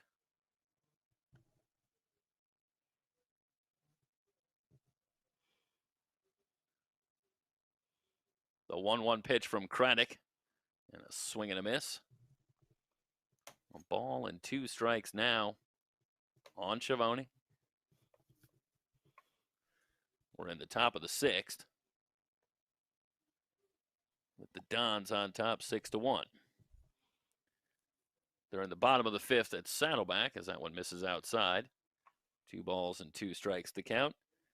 And the Gauchos hosting Mount San Antonio College, and the Mounties and the Gauchos tied at 2. They've moved to the top of the 6th at Orange Coast, with Fullerton leading at 4-2. Outside and low, 3 balls and 2 strikes. First of 4 meetings between these two teams this week.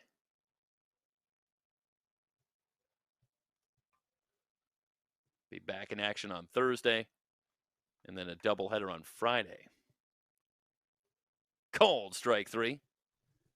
Schiavone down on strikes again. And he's working on a hat Craddock trick now. Absolutely. Craddock has come in and done a good job settling things down. Gets Johnson on the sacrifice fly, and then fans Schiavone for out number 2.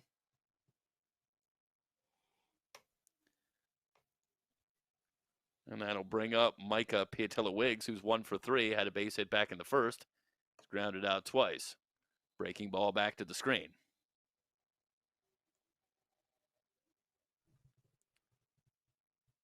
One ball and no strikes on Wiggs. Something of a long inning here with a couple of pitching changes. And Emery, in your experience, does that have any bearing on whether or not Haley maybe gets one more inning, or is that pretty well scripted going in? It truly depends on who you have intended on coming into the game. It depends on what the intention of warming the guy up is. Are you trying to get the guy just a little bit warm so that, potentially if there's any trouble coming into the 7th inning that he'll be ready to go. But it also depends, if we look at the frames that Haley's thrown so far today, it's been relatively clean. Not a lot of pitches, not a lot of stress. So chances are they're just getting a guy warmed up, stretched out, ready to go. Possibly in a couple batters into the 7th inning, he might come in. Though if it does give the guy in the bullpen enough time to get hot, he has a chance to get really warm. Then that could be a misnomer for the guy actually coming into the game. But hard to tell from this angle. But yeah, he's still throwing out there, so might be throwing all the way to the bell and go in the next round, if you will. Hard to tell here. I believe that Wiggs was trying to sell that this ball got a piece of him. Again, believe the count is 3 balls and a strike. Yeah. I believe so as well. But Wiggs got all the way down to first, and now they're having him, I believe, come back. We'll see if we can get back to live here. That was tough to tell, but Wiggs, if that was an effort to get the call on a hit batsman, that's a great job by Wiggs, really selling it. Left no doubt. Was that the Michael Conforto special? Oh man. 3 balls and a strike, the count now on Wiggs. Popped up right side, Lamar in foul territory, and he's got it to retire the side, but the Dons, on the strength of an RBI triple by Garrett Crenshaw, put 2 on the board on 1 hit. No errors, nobody left on base. Heading to the bottom of the 6th with Santa Ana College on top of Golden West, 6-1 here on SoCalCollegeSports.com.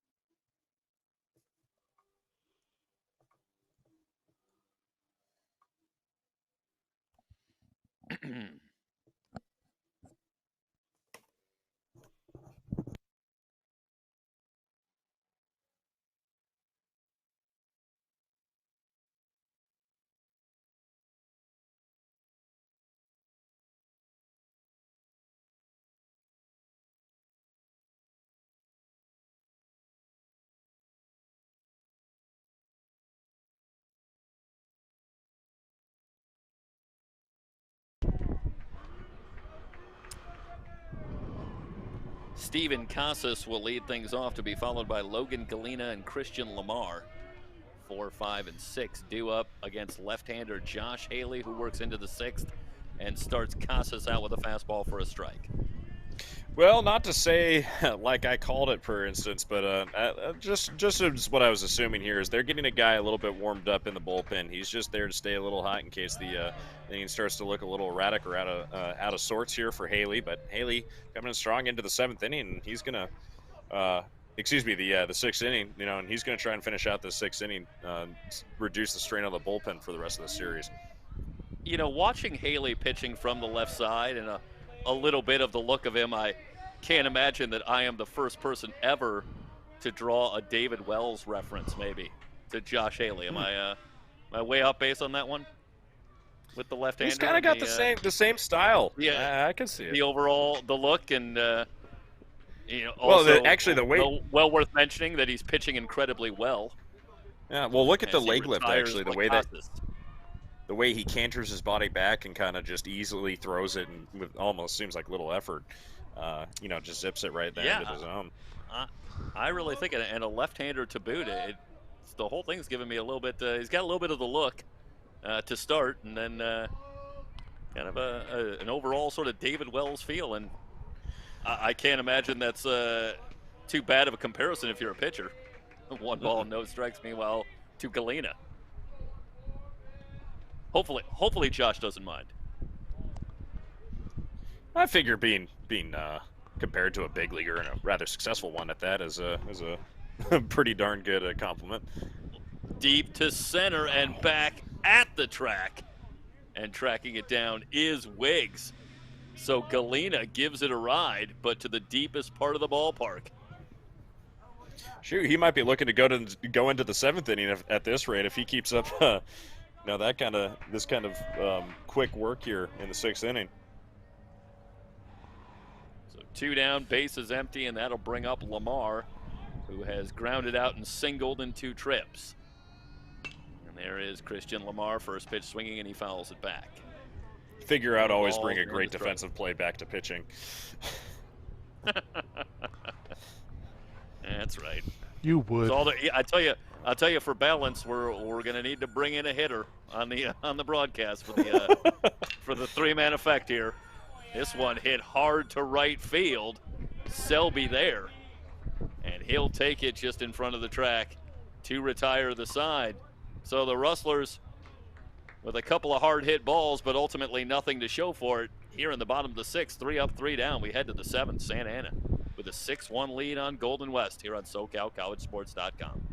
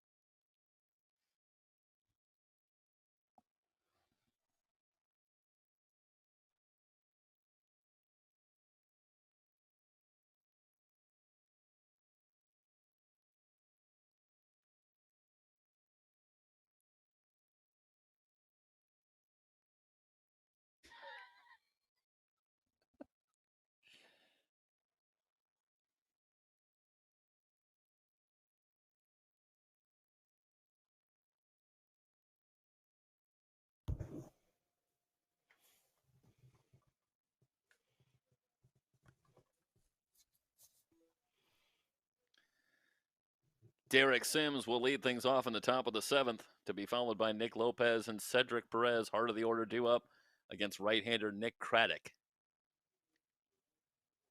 Craddock ready. Here's the pitch. Woo! Inside a ball. Draws Chin an music a little audible bit right there. reaction from Emery Johnson. 1 ball and Well, no strike from Craddock. Not that I spent a lot of time in the batter's box in my college career, but I can tell you, college guys throw pretty darn hard, and a 90-mile-an-hour fastball up at the nose is it gets there really quick, and it can dust you off a little bit. Yeah, it doesn't sound like a lot of fun. 1 ball and No, 1 strike no. on Sims, who's 1 for 3, had a double back in the 2nd, came around to score. Craddock has the sign. Here's the 1-1 pitch. Sims looking to bunt this one, and it's foul. And that was a tough pitch to handle. You're going to lay down a bunt. Fastball up around the eyes.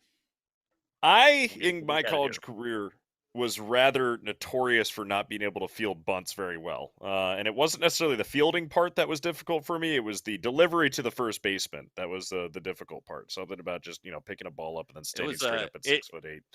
I think we've talked about this. In your head a little, Chuck Knobloch style? Yeah, it was. Back to the mound, and Craddock handle it and go to first for the out. That looks like actually the way that I would have thrown a ball to the first baseman about 90 miles an hour into the ground. Just watch.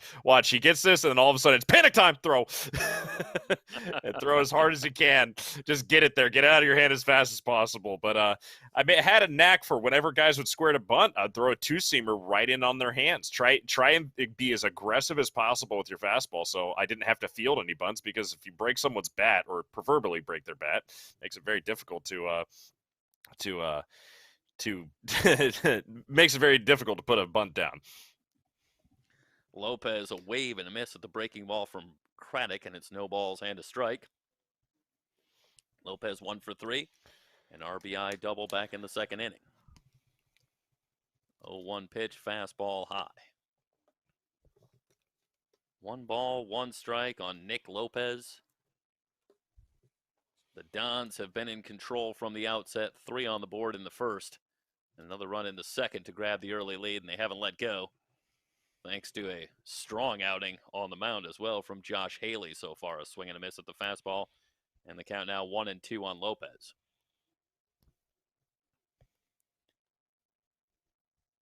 Well, if you're Tom Nillis, you can't draw opening day a whole lot better so far. The bats have been solid, 6 runs on the board, and your number 1 guy is dealing on the mound. Yeah, it's definitely a confidence booster. It's always nice to have a confident pitcher to be leading your season off. It puts the team on the right foot, headed out, and it can make you feel good. And for a guy who has a very difficult time losing, as we've said so far today or this afternoon, Josh Haley's just put on an absolute show for us to watch. 3 balls and 2 strikes to count now on Lopez. And Craddock ready, kicks and delivers. And misses outside. And a 1-out walk. And the Dons have a base runner.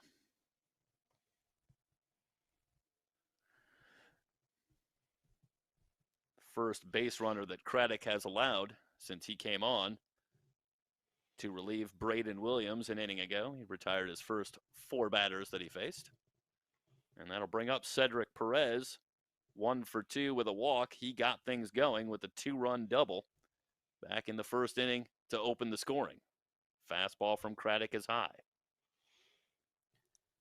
Ball and no strikes.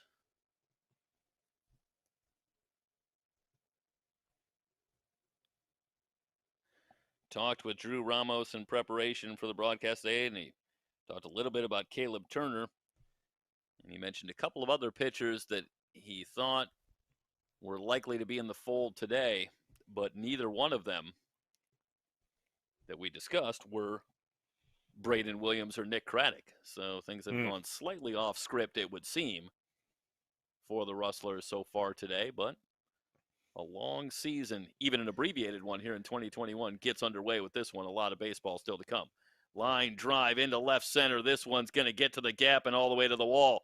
This will bring home another run as Lopez will round third and score standing up. Meanwhile, digging for third and making it is Cedric Perez with an RBI triple. Now, this was a no-doubter, Em. Oh, yeah. Smoke this one to the gap. Got a good inside fastball, was able just to get his bat all the way around on it, and that's a deep play. So again, these bigger fields, they might, some people call them a pitcher's park, but I say it's a lot of room. If you're a good line drive hitter, not a, quote unquote launch angle guy trying to hit home runs, this is how you're going to be able to win games here. Is you put the ball in deep pockets around the field, and you're going to give your guys, especially if you have quick base runners, a lot of room to run. And that's perfect execution. The one single run that I gave up at this field in my career in college was in a deep triple, a deep shot to the left field and a triple in the gap, and that was it. Moved a runner from first base all the way to third base, or all the way to home, and it took the batter all the way to third. So ball rolls a long way, and 348 feet out to left field is a long way. It's a lot of territory to cover in the outfield. Meanwhile, for Perez, that's his second hit and third run batted in of the day. So he has been the offensive star for the Dons thus far. Good fastball from Craddock, and the count now a ball and a strike. And the infield, not surprisingly, in at all four positions with Perez at third and only one down as you get a look.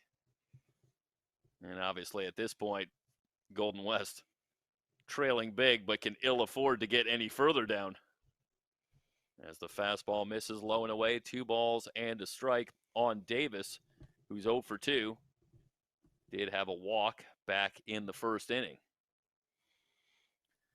Tough spot for Craddock, who came on and retired the first 4 that he faced. But he's run into a little trouble here, walking Lopez and then giving up the triple to Perez. Now, walks are always one of those stats that you have to watch out for, and it's something that you're going to do as a pitcher that you have to learn to be careful around, because when you walk a batter, it's not the end of the world, but what it does is it gives the other team an opportunity to see more pitches from your arm, more pitches from the way that you're releasing the ball, and more things to see about your sequence. And when you start getting out of sequence, and when you start throwing things that aren't normal, that's when you start getting lazy and you start throwing pitches over the middle of the zone just to get a strike over. And when you start getting strikes over, then you lay in a strike to a guy like Perez, who just absolutely crushes it and sends it 380 feet into the gap, and it clears the bases. That's the result of a walk. It has, it's not necessarily the individual walk that's the problem. It's the afterwards that causes the issues. Payoff pitch popped up, but it's carrying into left field. Alfaro's under it. The runner will tag. Here's the play at the plate. They'll cut it off. And Davis has the sacrifice fly, and the Dons push the lead to 8-1. It looked initially like Davis might not have gotten enough of this one, but it did carry out to Alfaro, and ultimately it works as a sacrifice fly for the Dons, who now lead it 8-1. Another RBI there, and it's just, tacking on more and more and more runs as this thing goes on. So, got to find a way to stop the bleeding, got to find a way to get runs back here in the 7th inning here for Golden West. Well, the hole, unfortunately for the Rustlers, just gets deeper. 1 ball and no strikes. And the Dons seeming to pick up where they left off a little more than a year ago. 2 balls and no strikes. The count on Griffin Selby.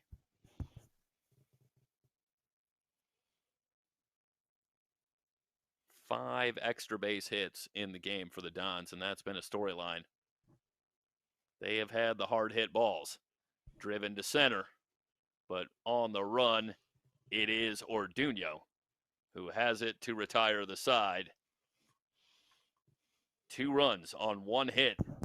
No errors and nobody left on base. Perez strikes a big blow with the triple. 7th inning stretch from Golden West and Santa Ana on top, 8-1 here on SoCalCollegeSports.com.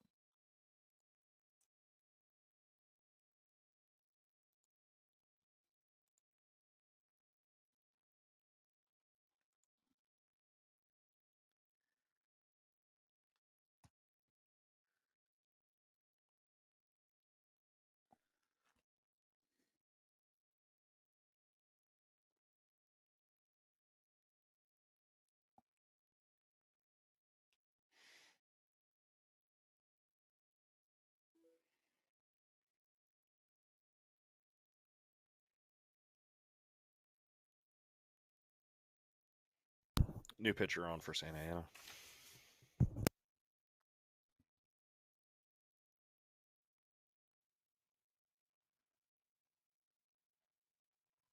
Mike, can we get a number? Chase Hennessy. Thanks, sir.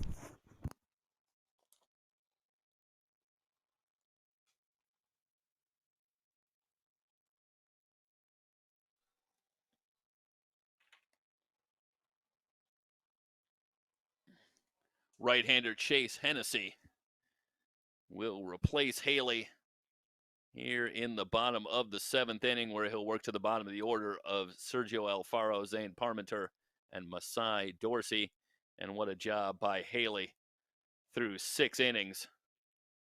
And just in case there was any doubt about how well Haley pitched from start to finish, he retired the last 9 batters that he faced. So he was good from the outset all the way through to the finish, and he leaves with an 8-1 lead as he looks to continue the win streak. Saw him go undefeated a year ago in the abbreviated season, going 6-0, and he's well on his way to 1-0 this year. We'll see if Hennessy and the rest of the Dons can finish it off here as they have an 8-1 lead in the bottom of the 7th. And Alfaro will stand in against Hennessy. Got just a brief look there as we were panning the camera, and it does look like there is a little activity in the Dons bullpen, so we'll see what the plan is. But Hennessy will start the 7th. And here is Alfaro, who's 0 for 2, struck out and popped out. And I can only imagine that the overall feeling on the Rustler bench is thank you. We're ready to face somebody new. As you see, a couple of Dons pitchers getting loose. Looks like Sakemi Sato.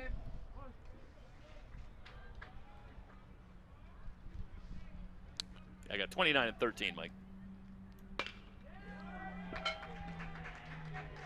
Swung on and lined into center for a base hit. So Hennessy is greeted rudely as Alfaro with a leadoff single for the Rustlers.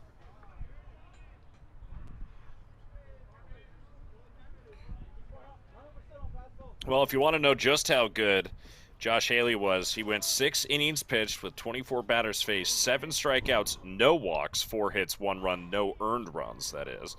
And that would complete the day. And in 5 innings of work, Caleb Turner faced 23 batters. So in 1 less inning, he faced almost the same amount of batters, which is, that's that's the difference between a 4-run outing versus a as much Emery as we've been talking about opening day and early season and making that point, that looked like a mid-season performance from Josh Haley. Oh yeah, he looked like he was right there in the groove. Definitely was feeling everything that he was throwing out there. And you can also contribute that a lot to his catcher being a confident guy behind the plate, and his most likely the pitching coach and pitching staff having a good game plan going into this ball game. And we'll see exactly how Chase Hennessy wants to attack these batters, and we'll see if it's a similar type of style, if they're going to do the same type of things going forward here. Because that's what's going to show you, evidently, or hopefully it's going to show you throughout the course of the next of his pitching performance here for Hennessy. That is, it's going to show you exactly what their game plan was going into this from the Santa Ana perspective. A ball and 2 strikes on Parmenter, who's 1 for 2. Had a single back in the 2nd inning and flied out. Goes after the high fastball, and he's down on strikes for out number 1. So same thing like we were talking about, mixing up your breaking ball, mixing up your fastball, changing the eye level and throwing high pitches. You got to see where the catcher is setting up in all these. He's looking to go high, go low, set up with a breaking ball away, do a lot of different things like that. Well, that's great location from the shot behind home plate. And you see up in the zone and a little bit inside, and with a good live arm with Chase Hennessy, that is going to be a difficult ball to catch up with. First pitch swinging back up the middle, another base hit. 2 on now for the Rustlers with 1 down here in the bottom of the 7th as Dorsey delivers a single. think some of these Golden West hitters are saying to themselves, "Finally, something I can catch it, kind of find something I can see." You know, coming from the right arm. It's not as much a right-left thing, more so they might be seeing the ball better out of his hand than they did. And one thing I got a note from Haley, what he was doing is he was hiding the ball really well in his delivery. You know, it was until the very last second that you're seeing the pitch come out of his hand, and that makes it very difficult when you have that 0.3 seconds to react to whether or not it's going to be a good pitch to swing at or not. And here is Julian Boyd, and we've made the point that Boyd seemed in particular to have his struggles picking up the pitches from Haley. And he'll get an opportunity now against the new pitcher, Chase Hennessy. And he takes the fastball high for a ball, 1 ball and no strikes. Boyd is 0 for 3 in the game. Hennessy ready. Here's the pitch on the outside corner. A ball and a strike now on Julian Boyd. 2 on for the Rustlers. They've got a long way to go, but they've got a couple of runners on here in the bottom of the 7th. See if they can get something going. The Rustlers themselves coming off a 12-10 season a year ago, but a season that saw them start 3-7 before finishing 9-3 before the season was ultimately halted in March. Swung on and chopped foul. So both these teams really building toward 2021. And high aspirations for this shortened 2021 season. 1-2 on Boyd. Dorsey at first, Alfaro at second.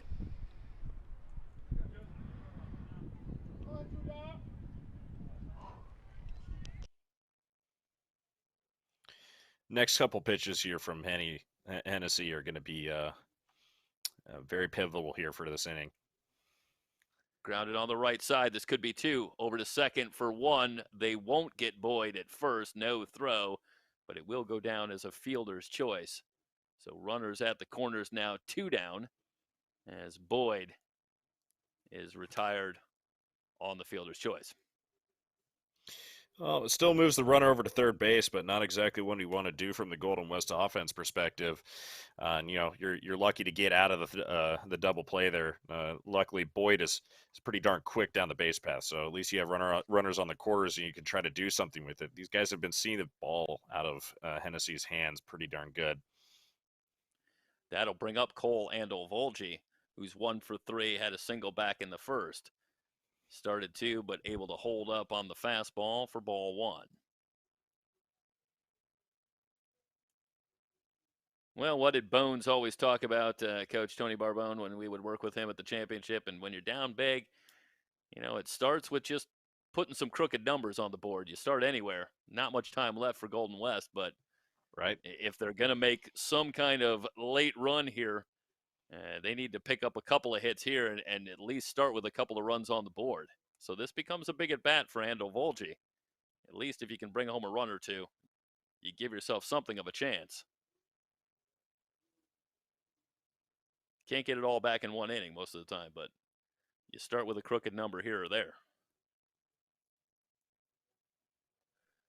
1 ball and no strikes on Andel-Volge. Oh, nice Good breaking ball there. Ball in there for a strike. And Andel-Volge takes it to even the count at 1-1. One advantage coming out of the bullpen that you can have is that you don't have to worry necessarily as much as hiding what pitches you have available to the batters. These guys have already been in the game for 2 hours at this point, seeing all different kinds of pitches, and utilizing that breaking ball early in counts is no problem. It should be no factor. The pitching staff shouldn't be afraid to do it because that was pretty darn nasty. Putting that breaking ball on his hands, and see, you got him 1-2 now. Yeah, I imagine from the relief standpoint, there's not much point in holding things back. A lot of times you're only going through the order once. Yeah, So get dirty right fast with your best stuff. Yep. 1-2 on Andel-Volge. Oh, Just high. Setup. Now that's a setup pitch right there. Strikes. They were seeing if they can get the umpire to pull the trigger there. Now the batter is he's a tad shorter, so it's and no offense to him, just stating that from a pitcher's perspective, you're looking at how high how tall the guy is. he's not going to get that call necessarily because his batting, his zone is a little bit smaller. This one ripped but foul. So 2 balls and 2 strikes remains to count on Andel Volge. As you saw Hennessy go back to the breaking ball there, but I think he got away with one there. That was a little up in the zone. Yeah, he hung it up a little bit. You're trying to go from, and one thing that Haley was pretty successful with was not hanging the pitch after throwing that high fastball to adjust the eyes. You know, you got to get dirty with it, and you got to get down into the zone. Fastball high, 3 balls and 2 strikes now on Andel Volge. Runners at the corners with 2 down here in the bottom of the 7th. Sebastian Orduño would be next if Cole Andel Volge can keep it going for the Rustlers. Payoff pitch from Hennessy. Inside, ball 4, and that'll load him up for Orduño. It hit him, I think. Well, I guess that's purely a scoring issue. I'll have to adjust that on my score sheet either way. The result going to be the same, but yes, indeed, that pitch inside. And Orduño will be the batter. Doubled. They hit him. Back in the 3rd inning. Mike's getting the call for us because we want the score sheet to be as accurate as possible. What's the call, Mike? It's a hit by pitch. There it is. I would have never doubted your eyes anyway. So here's Orduño. First pitch swinging, lifted to center. Wiggs with some difficulty, and he makes the catch. Wow. A harrowing moment if you're a Dons fan, as Wiggs looked for a moment like he was going to make the play, then appeared lost and makes a sensational stab at the last moment to keep 2, probably 3 runs off the board. Holy Toledo. What a play. And it looks again, and I don't know if we can get the replay one more time, but Wiggs sort of moved like he had a beat on this one, but as you watch here, Emery, I think he takes a step in right there. Yeah. And then he takes a step to and looks like he's gonna maybe have a play, and then just has to reach up, and boy, he needed every inch of the frame to make the catch. He took a step to his left and took another 2 steps in and then went, uh-oh, I got to get back real quick. And, you know, that running backwards and reaching up is a very difficult thing to do there. It's easy to lose your balance as you're kind of drifting back to go for that ball. And he timed the jump just right, and that's an inning saver right there. I mean, that ball was hit hard. It was hit well, and gosh, that could have spelled a lot of trouble for Santa Ana. Yeah, you're not going to see a lot of big plays in an 8-1 game in the 7th inning, but that was one. Because if he doesn't come up with that ball, it's an 8-4 game now with a couple of innings left, and the Rustlers are still at the plate. So that, with the bases loaded, that's a massive play. And Wiggs, who's already shown an ability to go get it in center field, but that is just, boy, you can't teach athleticism and height. Guys, another thing to consider, the wind really kicking up here. So I know you guys are at the house, but yeah, the wind pushing out to center field, so he misjudges the ball, but the wind didn't help him any. He makes an unbelievable grab. We'll see it again. Yeah, this is well hit by Orduño, who drives this one hard. And I mean, really, it's just unlucky that he sent it direct center too. By the way, I mean, that was a well-hit baseball and just happened to be right at the guy. And what an incredible play! I think Wiggs has an interesting style where he's one of those guys. New pitcher. That's a we'll get the information on new pitcher for Golden West. 41 would be Anthony Charamonte. So Anthony Charamonte, the left-hander, is on to work here in the top of the 8th. But staying with Wiggs just for a moment, he's one of those players that I think has that effortless athleticism where he looks like he's not going hard, but he almost seemed on that ball, it kind of fooled me a little bit, like he had a beat on it, but really he was moving hard back on that ball to get back there. But he has something of that effortless style to the way that he runs. that can be a little misleading, and it makes it look like he almost kind of nonchalantly just reaches up and stabs that one. But I think clearly he was going hard after that ball and needed to come up with it. But that was a huge play. To back him up even more, I think he made that play, which was incredibly difficult, look a lot easier than it was. Absolutely. Lined into right field for a base hit, a leadoff single for the Dons as Crenshaw gets it going here in the top of the 8th with a base hit off of Shiramonte.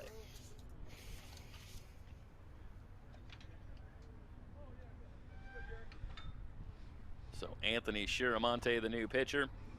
Crenshaw at first and Marcus Johnson due up next. Don's leading it 8-1, but it was almost a lot closer than that. And I believe this is a pinch hitter. Am I right, Mike? Yes, sir. Number. Okay. Pinch hitter is Sebastian McSherry. So Sebastian McSherry will pinch hit for Marcus Johnson, the designated hitter, with Crenshaw at first. 1 ball and no strikes to count on McSherry.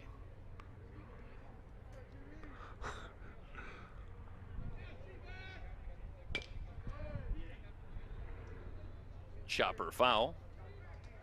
1 ball and 1 strike. On Sebastian McSherry. As Crenshaw returns to first.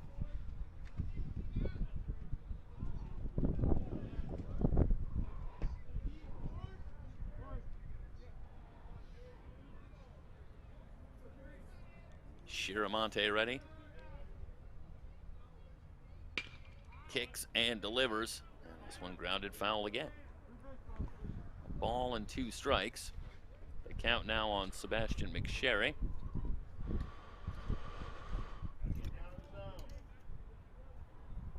McSherry, a freshman out of Kennedy High School.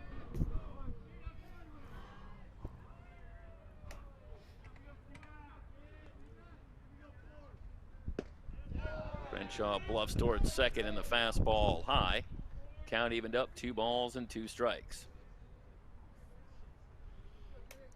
Left-hander Anthony Shiramonte out of Mater Dei High School, a sophomore.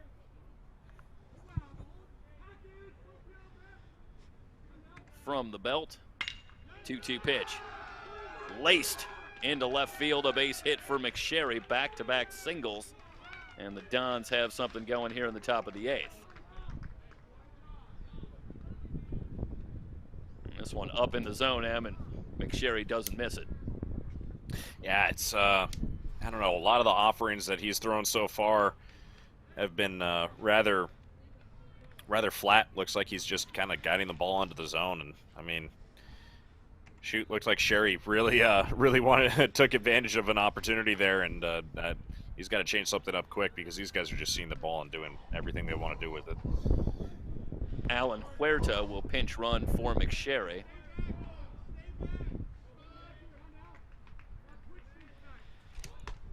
So Huerta at first, and Schiavone gonna try and lay one down. This one gets all the way back to the screen, and both runners will move up. So a ball and no strikes. So we'll take a look at the replay, and high and tight. That's a tough play for Ando Volgi back there, as Schiavone is turned in to try and bunt that ball, and it's up and inside, and ultimately gets by him and back to the screen. So now 2 runners in scoring position for the Dons, who will look to extend on the lead. And not only that, it takes away the force, and there's no outs right now in this inning. So time called. Shiramonte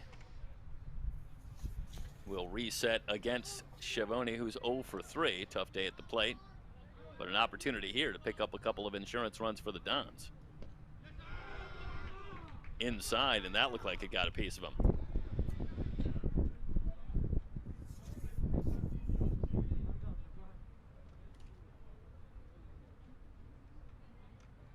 Well, there you go, I Mike. think so. I could tell that he was hit by the pitch on that one. Just making sure, checking your eyes.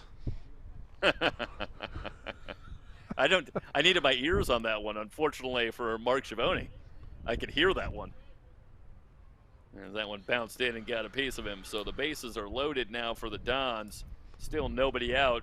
And here is the hero in the field, Micah Piatella-Wiggs, who makes the enormous play in the bottom of the inning to end the Rustler threat. Now has an opportunity here to put an exclamation point on it at the plate with the bases juiced and still nobody out.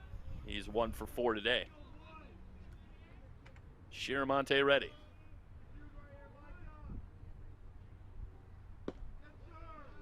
High and outside for a ball.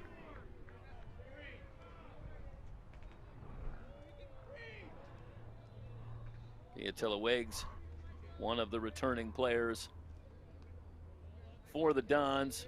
Batted .295 last year with a home run and 10 runs batted in, appearing in all 22 games. In there for a strike, a ball and a strike the count now.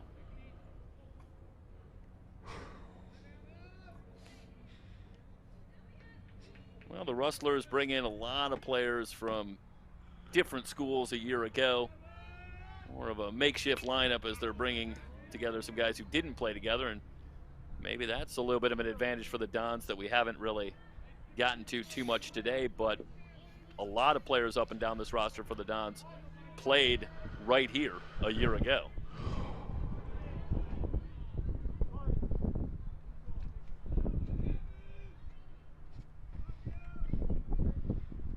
Shiramonte from the belt. Ooh, by him. Swung on and missed, and Wiggs goes down on strikes. And that's a huge strikeout for Shiramonte. Yeah, I mean, bases loaded, no outs. You kind of have to look to get a runner out without getting the ball too far into play. And now he has an opportunity with one out. They could potentially be out of this inning within one pitch. So that's a good job by Shiramonte to just really bear down. And that'll bring up Derek Sims, who's 1 for 4. Doubled and scored in the second. First pitch popped up. Infield fly. Right side, and it's Parmenter who will put it away. And now 2 down. And now Shiramonte need only get Nick Lopez to get out of a massive jam.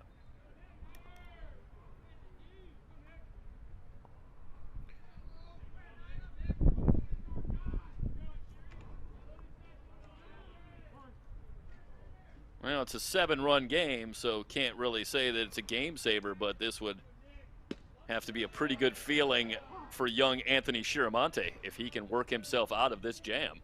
Bases loaded, nobody out.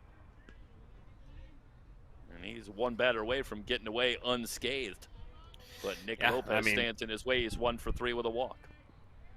It's all about being smart with his pitches here. And making sure he spots up right. Making sure he spots up right, making sure he does the, follows exactly what his catcher and his pitching coach are telling him. You keep the ball, playable. And with 2 outs now, you have the whole field available. Ground ball right side. And it's job. Lamar who will take it himself to retire the side. So Shiramonte loads him up but gets away. No runs, 2 hits, no errors. 3 left on base, heading to the bottom of the 8th. The Dons on top of the Rustlers, 8-1. Golden West College baseball on SoCalCollegeSports.com.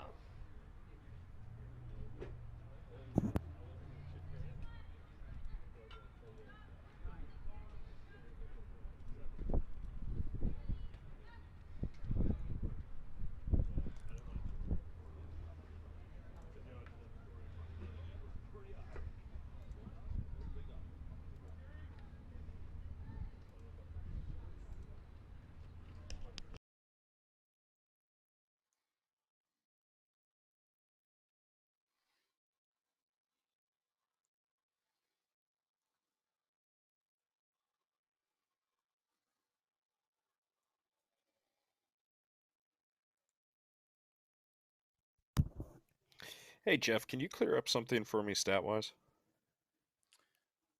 Yeah. Well, Messiah I'll try. Dorsey. I'm not sure.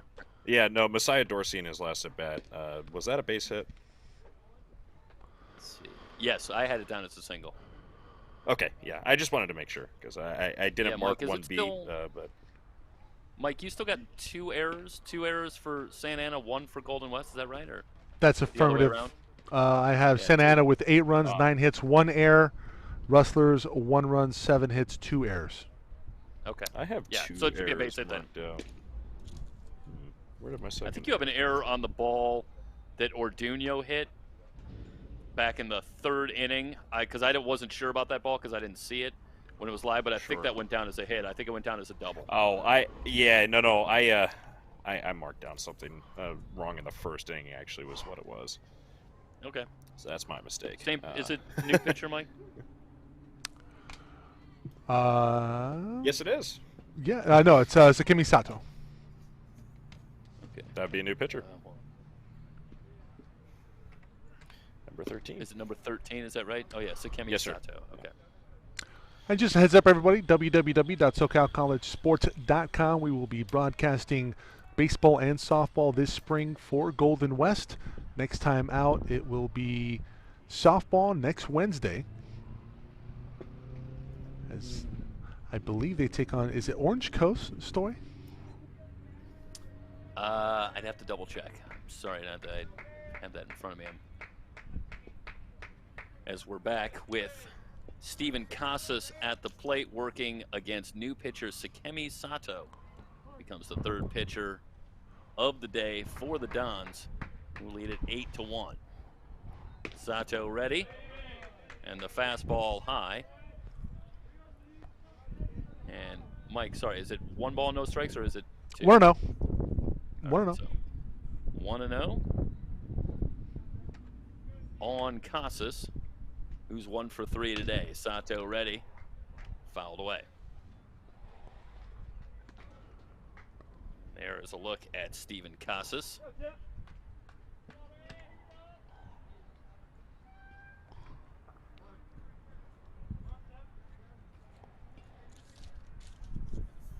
And Casas played at Cal State LA last year. Good sure hands. He's at 3rd base today, but also plays 2nd base and shortstop. In a conversation with Drew Ramos. Also, really like the way that Casas has great plate discipline, good eye at the plate, able to work counts, good at bats every time up. And he is rewarded by being 4th in the lineup as he goes after the high fastball there from Sato to go down on strikes. Well, sometimes the scouting report doesn't come through every single time, but Casas down on strikes on a good fastball from Sato. Well, Casas struck out earlier in the 1st inning in a similar kind of situation here, and I'm actually gonna reference pitch for pitch. It was a high fastball that got him the last time because what had happened is Haley struck out Julian Boyd first at bat of the game. Oh, hit my pitch. Sorry. First pitch hits Galena. So a runner aboard. Well, I was going to point out that Galena, his last time up, hit the ball hard, driving it to deep center field. And it was going to be my first chance, guys, to talk about launch velocity. As I wanted to start working that in, since evidently that's a thing now. And obviously Galena hit the ball hard. But I didn't get a chance to really drop the stat in, but Galena reaches first on a hit by pitch. Oh, man. Launch So velocity. that'll bring up The future of Christian baseball. Lamar.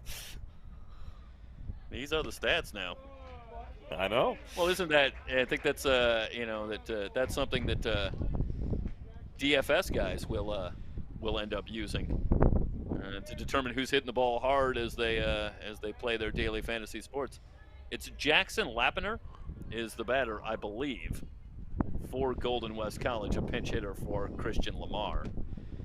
So Jackson Lappiner at the plate. That one taken low for a ball. Yeah, 2-0. Thank you.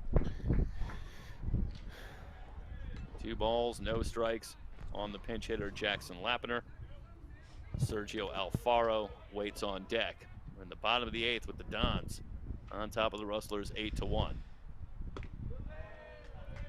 Outside a ball. So 3 balls and no strikes on the pinch hitter Lappiner. So one thing I as was going to always- reference. Oh, sorry.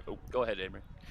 Yeah, well, one thing I was going to reference is early on in the first inning, Julian Boyd struck out to a breaking ball after Haley had thrown him, thrown him a high fastball, and then Casas comes back and strikes out to a fastball that's up in the zone that he took expecting he swung at it expecting a breaking ball, and then conversely, now in the 8th inning, same exact setup, same exact pitching sequence, and it looks like Santa Ana has this plan that they're going after these hitters, and they're executing it with all their pitchers. It's not anything different between the pitchers. It's all the same. Big cut and a miss, and the count now full on Christian Lappiner. Or it should be, Jackson Lappiner out of Calabasas. 6'2" freshman for the Rustlers.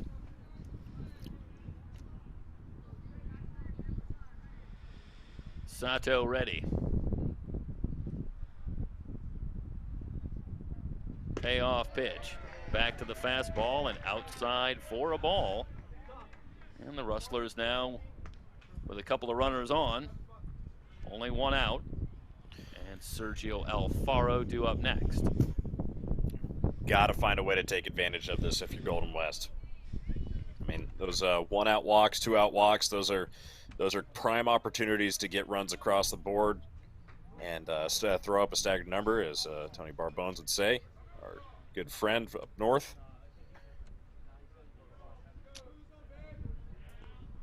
So Alfaro, 1 for 3, a base hit his last time up.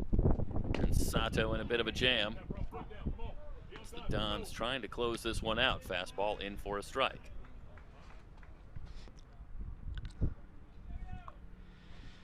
And what's the mindset here if you're Sato? You got the big lead, but trying to really stifle momentum here. How do you handle this situation with the big cushion? You're just trying to challenge these hitters and get out of the inning. Throw strikes and get outs. I mean, really, that's what it has to come down to, is if you throw enough strikes into the zone, these guys haven't really been that pressing as an offense so far today, and they've done a very good job, defensively. If you look at the plays that Santa Ana has made today, they've been very, very clean defensively. 1 error across the board in 8 innings. You got to just trust that your fielders are going to make plays for you. There's no stress to make really, really confident pitches and stuff like that. So you just attack the zone. Make sure that you can get outs recorded. Here's the 1-1 pitch. Tailing away for a ball. 2 balls and a strike for Alfaro. And I don't mean that as in don't be competitive with every single pitch. Obviously, you got to have emphasis. You got to throw with purpose every single time you throw the baseball. But, more or less, there's less stress. You need to take the stress off your shoulders, especially being in this position. I was a long reliever for a lot of my career. You just have to get into the mindset that my job is just to get outs recorded. It's not to be here for a long time. It's just to take care of my job and get, do it right and not stress out about things that are out of my control.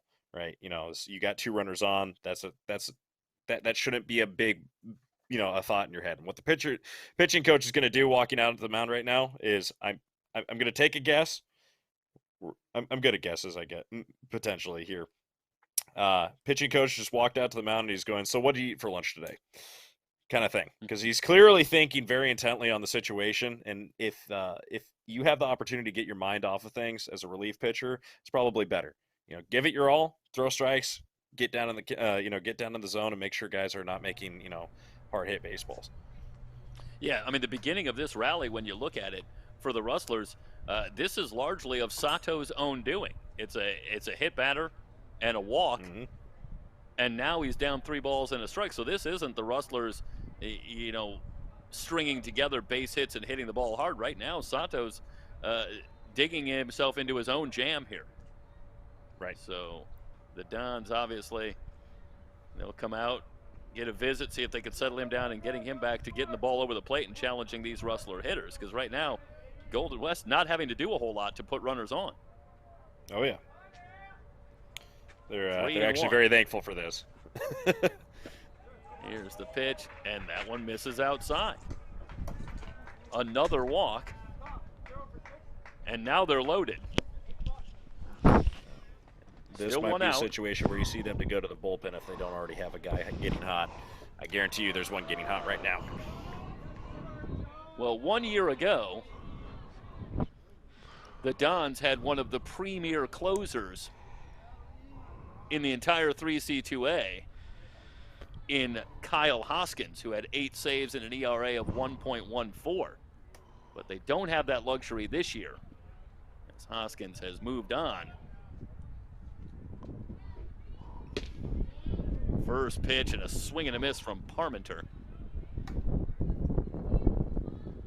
That was Parmenter with a pretty good cut, but I got to tell you, Emery, I'm always a little surprised when a pitcher's struggling with control and a batter goes up there and swings at a pitch. You think you'd make him throw one strike before you did as well as you got to look at the situation. You're down 8-1 right now, late in a ball game. Even if you're seeing a good offering as a first pitch strike, you can't give him any advantage at all. I mean, force this guy to give you better looking pitches. And, yeah, that first pitch looks pretty tasty, but you haven't seen anything from this guy yet. And everything that you've seen from the side angle, standing there in the batter's box, has been primarily balls. So, that's you got to have a little more discipline there up at the plate because, immediately puts you behind as the batter. They do have a guy getting hot right now, it looks like. And a strike as Sato continues to struggle with his control. And you do see some activity in that Don's bullpen. Looks like Aaron Rosales. Sorry, Mike, I didn't mean to take that out of here. No, you're good. Taking it away from you. Mike, I think Mike's got enough to do right now. We can take some things off his plate.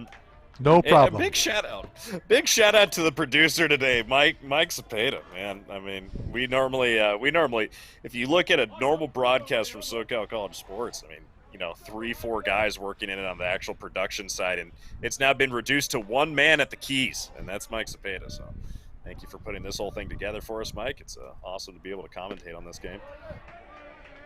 Inside for ball 4.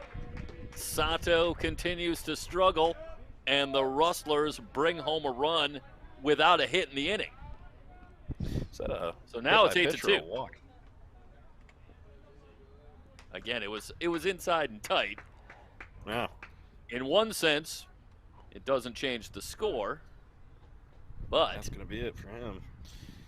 And Sato, after walking 3 straight, that after a hit batsman will depart after facing 5 batters. And we will have a new pitcher. We'll come back and tell you all about him when we return. Bottom of the 8th, Santa Ana with the 8-2 lead over Golden West.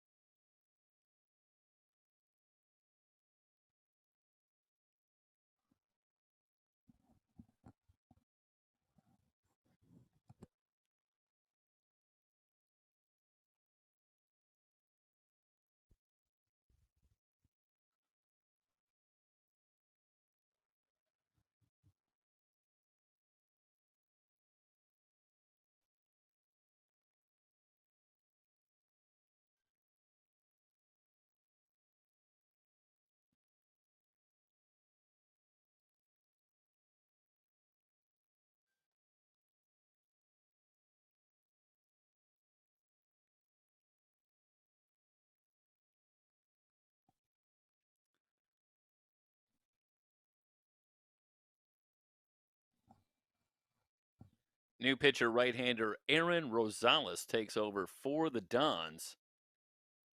And he comes in with the bases loaded and 1 out in an 8-2 game here in the bottom of the 8th. He will work to Masai Dorsey for Golden West. Rosales, a freshman out of Sonora High School in La Habra, makes his Dons debut right here. And what a spot as he comes in with the bases juiced. And only 1 out. First pitch to Dorsey. Fastball high for a ball.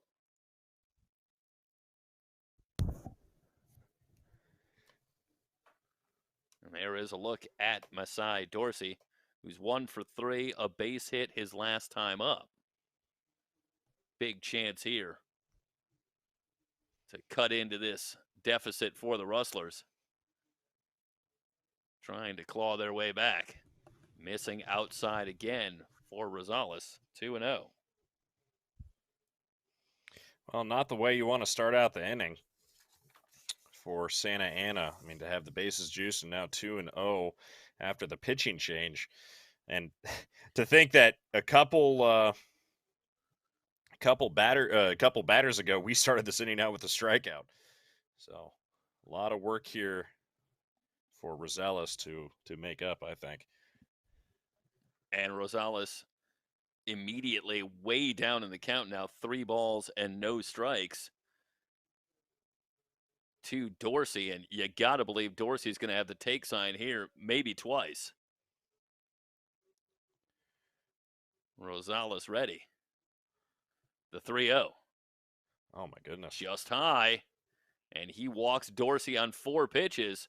That is 4 consecutive walks and 5 in a row that have reached for the Rustlers without a hit.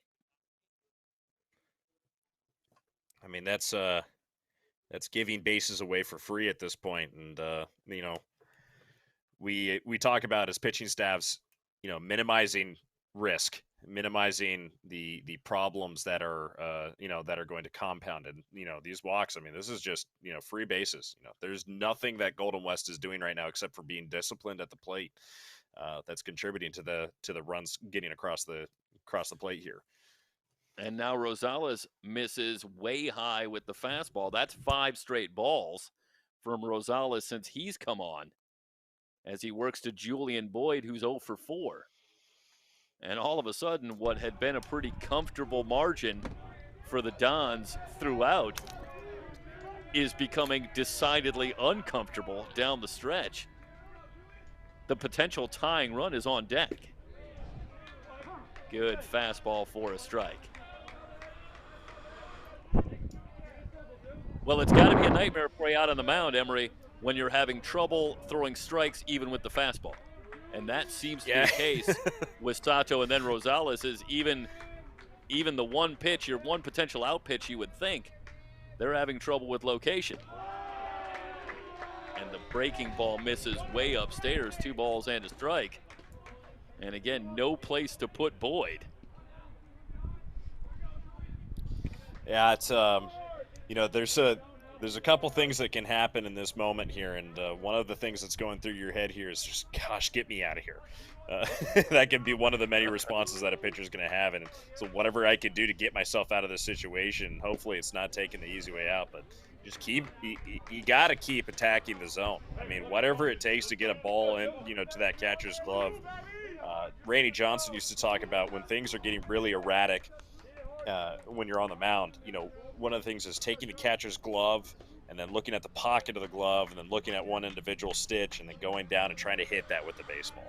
You know, just minimizing everything else, all that surrounding, anybody yelling at you from the side and all that, and just going to the small things that you can control. And you know, that's what's going to allow you to come out of this kind of situation. So this is definitely interesting, and Santa Ana has to bear down here. Julian Boyd, the sophomore out of St. John Bosco, with a big opportunity here with the bases loaded and 1 out to get the Rustlers further back into this one. They've chipped it from 8-1 to 8-3. Here's the 2-2. Line drive up the middle, a base hit. This will score at least 1.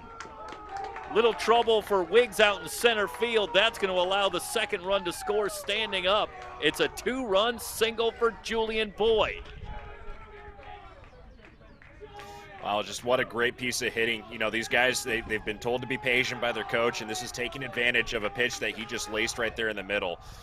You know, and I'll default to the fact that I'm saying, you know, throw strikes, get guys out, you know, just allow your defense to work. And this is the unfortunate reality of that situation. But that was a couple batters ago. Now it's you have to pitch you know, you have to pitch hard. You can't be soft on these guys. You have to make competitive pitches and competitive outs because you've reduced that lead from 2 runs, 1 run now to 5 to 8, and these guys are within striking distance. That tying run is now at the plate right now, Jeff. If you're just joining us, welcome to the Orange Empire Conference. There are no easy games here. This was an 8-1 game, and now it's 8-5, and the Rustlers are still going. Cole Andel-Volge will be the batter. First pitch on the outside corner for a strike.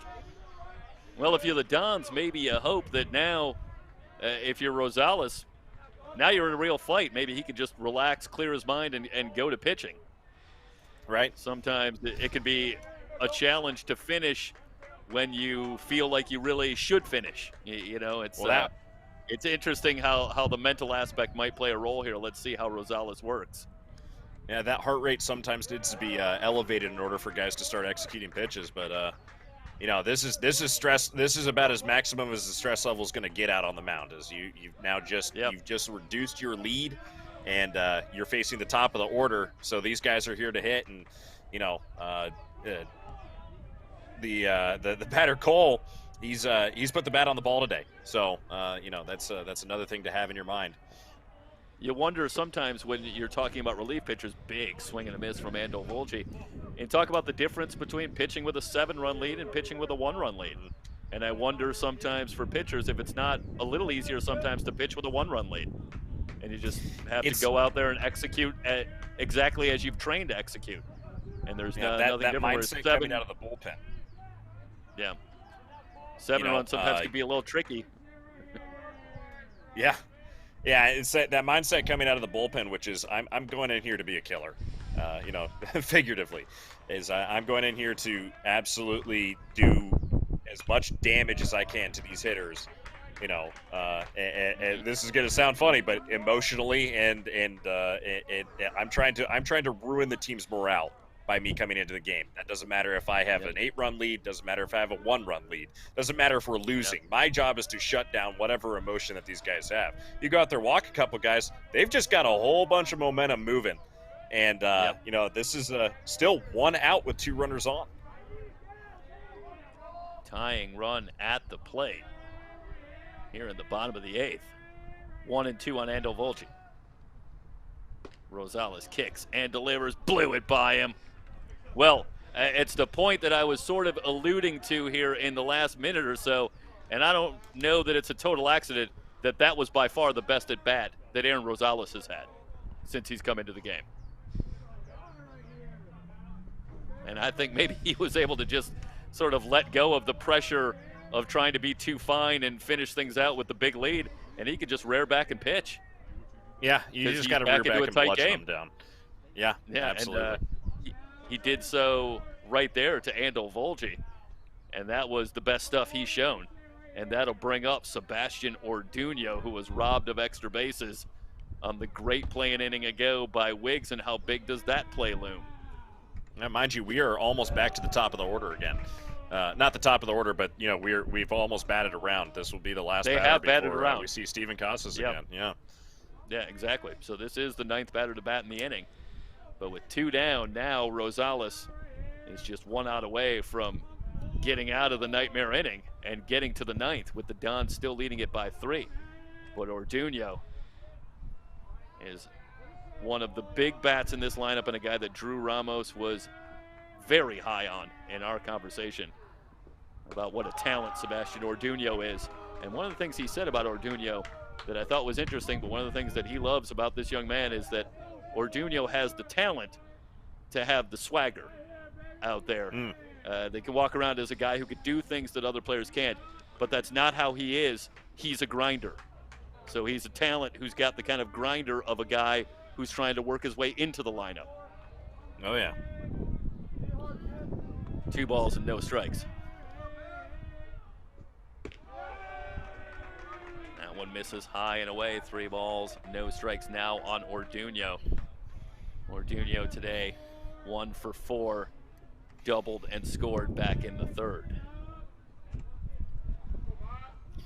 Well, Now, this could potentially be a big batter, Emery, as if Orduño is on, you talk about the potential for balls to the gaps here at this park. That would put the tying run at first, and that could potentially be a very, very important difference on a ball hit to the gap that might be able to tie this game, 3-1. Not only is that putting the bases loaded, 2 outs, you're committing to, whatever, right, 2-out walk or base hit or what have you. You're putting the number 4 hitter up. Think about that one for a second. So, right. A lot of repercussions to this at bat right here. Fastball outside. Orduño works the walk. So now they are loaded. And you think for a moment here, if Casas can put one in the gap, we're almost assuredly talking about a tie game. Casas. God, this is why I love baseball. On the day 1 for 4. He struck out to start the inning, and that's going to do it for Rosales. So we'll have the 3rd pitcher of the inning coming up. We'll step aside, come back, tell you about the new pitcher. Don't go anywhere. The Dons and the Rustlers, 8-5 here in the bottom of the 8th.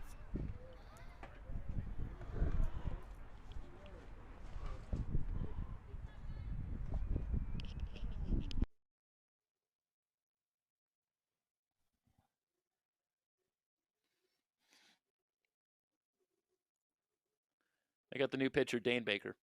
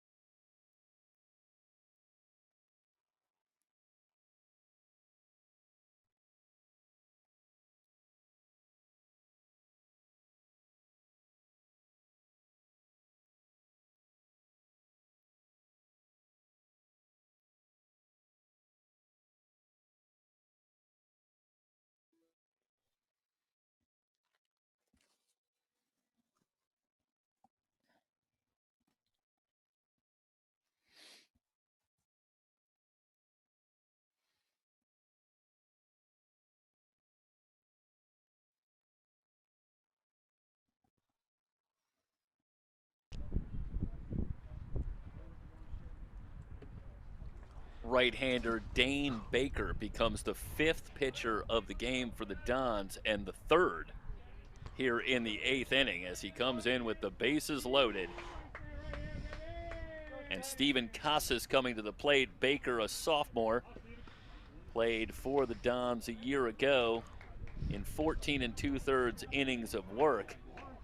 He had a record of 2-2 and an ERA of 11.66, and you look at the numbers, 14 2/3 innings pitched, 23 hits allowed, 11 walks, and 14 strikeouts. So Dane Baker a year ago, a very live arm, no question, but perhaps some difficulty with control, and Casas again goes after the high fastball. No balls and a strike, and I think of Baker, a new pitcher coming in here again. I have to wonder out loud. It's so hard to lay off a high fastball, but boy, you'd like to make him throw a strike. I think Casas went after ball 1 right there. Let me tell you something about this situation. This is what a relief pitcher lives for, is this one right here. So coming into the inning, gosh, this guy's got a little zip on his fastball. It's good to watch. Well, that was pretty nasty and right at the knees. So nothing that Casas could do there, and now he's in a hole, no balls and 2 strikes. Baker ready. Here's the 0-2. Tried the breaking ball, and a good job by Davis behind the plate to keep that one in front of him. So easy to forget. With a runner 90 feet away, that's a potential run saver there in a 3-run game. So that's a big play by Luke Davis. 1 ball and 2 strikes now the count on Casas. Casas 1 for 4 today. An RBI single that came back in the 3rd inning. Got him with the fastball. And Baker comes in and puts out the fire. But the Rustlers put 4 on the board on just 1 hit. No errors. 3 left on base. We head to the 9th. Santa Ana 8, Golden West 5. You're watching Rustler Baseball on SoCalCollegeSports.com.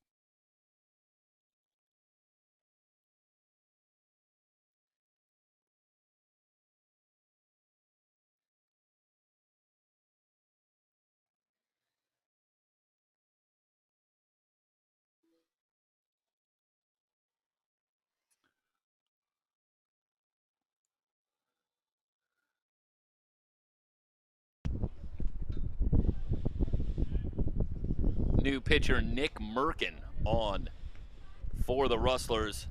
Here in the 9th, he'll work to Cedric Perez, Luke Davis, and Griffin Selby.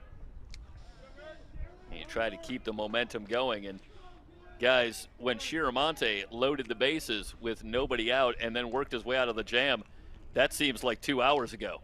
But that might have been a big play in what is now a 3-run game. First pitch fouled away.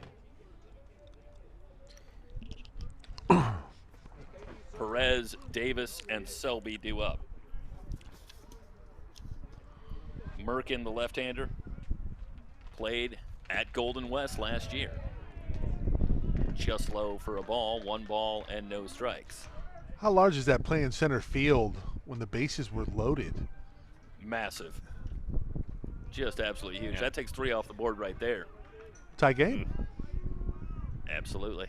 1-1 to Perez inside for a ball. 2 balls and a strike. The book on Merkin. Good curveball, good change to go with a fastball in the mid-80s. Particularly tough on left-handed batters as he works from the left side to the right-hander, Perez. Pop foul, but with room and for the out. So 1 down.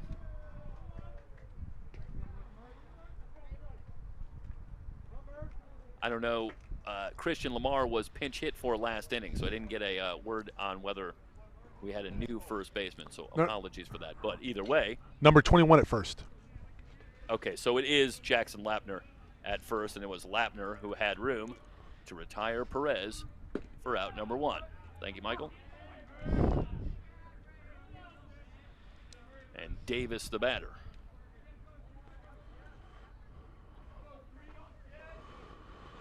Davis on the day, 0 for 2.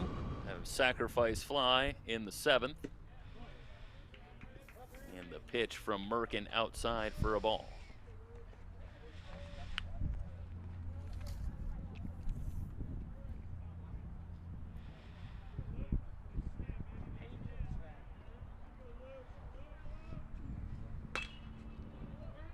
Davis swings and fouls this one away. Davis takes over behind the plate. It's going to be a somewhat crowded catcher position, you'd have to imagine, for the Dons after Copper Hansen, who handled much of the duties last year, moved on to Lamar University. Hansen had an outstanding freshman season, battled some injuries in his sophomore season, but nonetheless continues his career at Lamar University.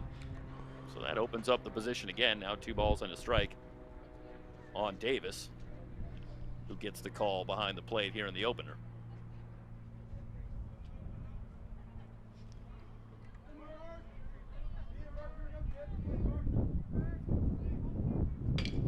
Here's the pitch. Davis chops this one towards short. On the short hop, it's Dorsey.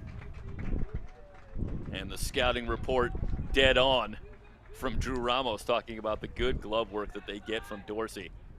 And how about the nifty work here on a tricky play? Look at the pick. Able to short hop this one. And then delivers the strike to get Davis. 2 down, bases empty. And that'll bring up Griffin Selby.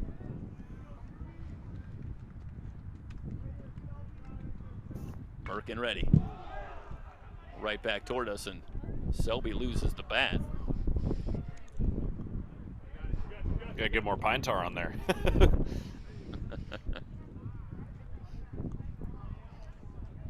I just caught the tail end there, but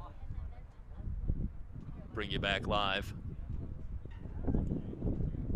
The 0-1 to Selby. No, that, no, that's the replay. Thank you, Michael. Yep. Okay.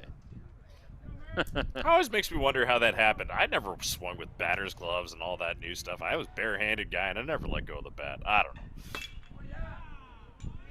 Then again, I didn't go to college. Down the right field line, long run for Boyd, and he's not going to get there. This will be extra bases, as they'll get it back in, and making it all the way to third is Selby with a triple. And boy, when you get one down the line here or in the gap, you're not just talking doubles. A lot of times, as you see how far Boyd has to go, he can't get to this one.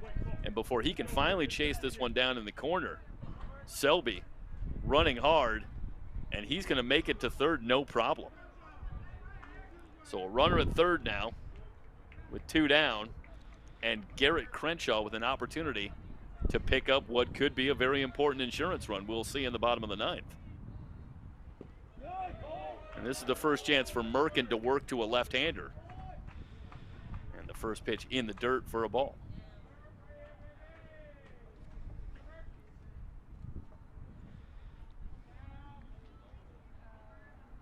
And there is a good look at left-hander Nick Merkin.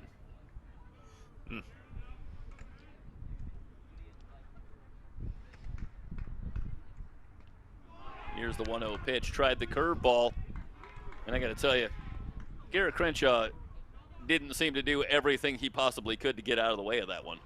We'll watch the replay here, but I think Garrett, this is just a pretty smart play. I think he. As a Marlins fan, I'm having a little bit of PTSD from from last weekend. If you don't know, there was a Mets game where the final play of the game was a hit by pitch with the bases loaded that ended the game. Ended the game, and should have been a strike. Yeah, should have been a strike. Roger Dorn special right there for sure. Yeah, but the one for Roger looked like it hurt a little. It's fair. Yeah, that's true. Meanwhile, the designated hitter spot due up. Last time it was Sebastian Murphy, so we'll see who the Sebastian McSherry will have another pinch hitter, as McSherry had Huertas run for him. So we'll get the new batter, which is Jacob Nava, the freshman out of Foothill High School. First pitch from Merkin in for a strike on Jacob Nava.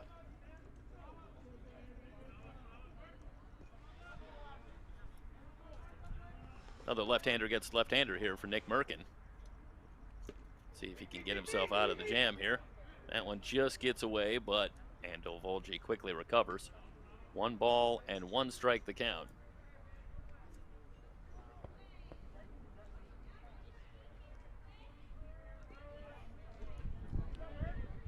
Well, after that 8th inning, you got to believe the Dons would love to string together a couple of hits here and get that cushion out there a little bit further once again. You can imagine a 7-run lead earlier on felt pretty darn good. And I'm going to be honest, a 3-run lead right now going into this 9th inning does not feel good until that final out is recorded. 7-run lead, maybe. 3-run lead, definitely not, especially after last inning. 1 ball and 2 strikes to count. Now on Nava.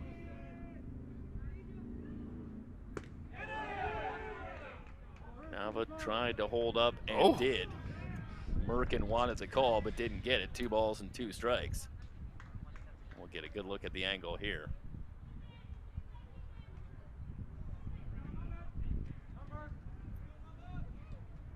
Two and 2 on Nava.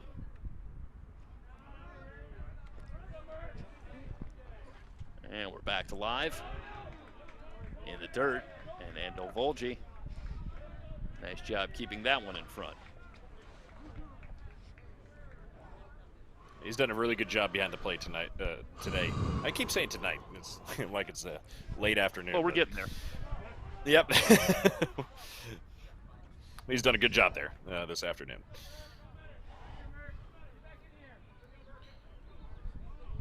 Full count on Nava. Mark Schiavone would be next if Nava can keep it going here in the top of the 9th. So much for Swung on that. and missed. Merkin with the change.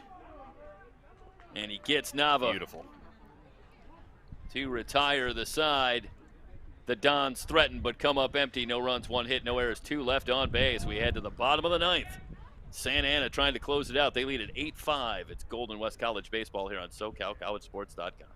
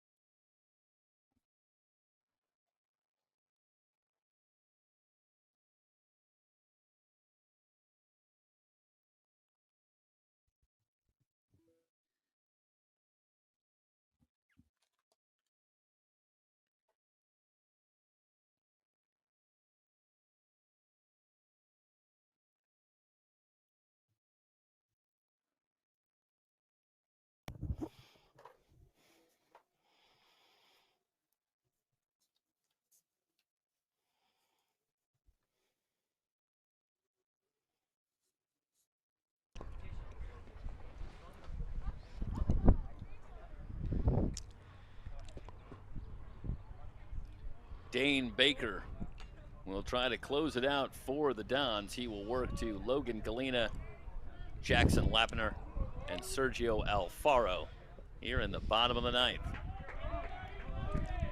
Baker came here it is, on the final to frame. Casas, and to get out of that 8th inning, that interminable 8th inning if you're a Dons fan. And the first pitch, was that a called strike? Sorry, we were still on. Sounded like it. 0-1. All right, we were still on Apologies. Dane on the mound. We got him. 0-1 Pretty good angle on anyways. Galena. It's a good look at Dane. I think that was good. Back up the middle, a base hit. Leadoff man aboard. Galena starts it off with a single.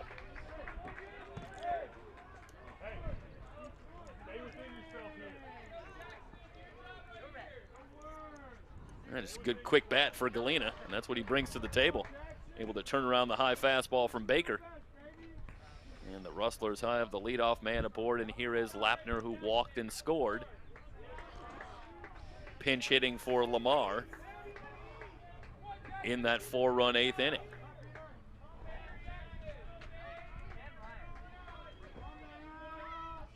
Same two teams on Thursday at the knees for strike one. It'll be Ricky Tiedemann pitching for Golden West. 0-1 on Lappner. We will return next Wednesday, the 21st. For softball. Begin our softball coverage here at Golden West. So we look forward to that. Look forward to hopefully having you join us. 1 ball and 1 strike.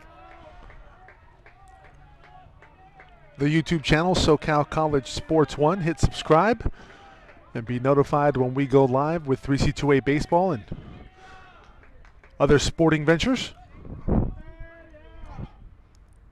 Yeah, we run the gamut. Try to. 1 ball and 2 strikes. Shoot, I think the only thing we haven't done is maybe curling. Haven't done golf yet. Working on golf. Haven't done golf. Just about to say that. 1 ball and 2 strikes on Lappner.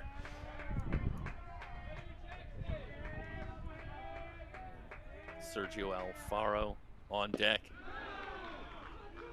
Swung on and missed, and Lappner down on strikes as Baker able to blow it by him.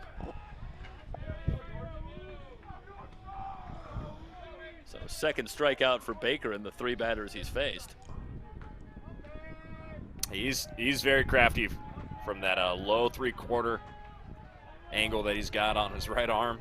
I mean, gosh, it just looks like so much movement coming downhill. Good zip on his fastball.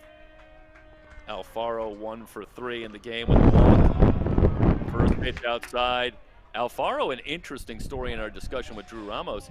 Alfaro was here all of last year, but didn't get much opportunity to play as the 4th outfielder, but the Rustlers had a very solid outfield a year ago.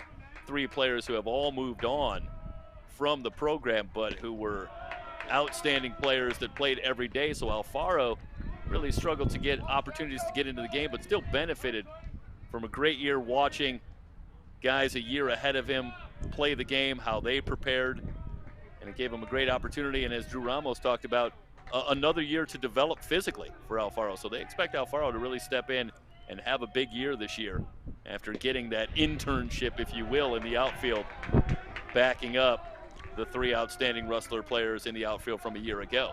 He's way ahead here now, 3 balls and no strikes.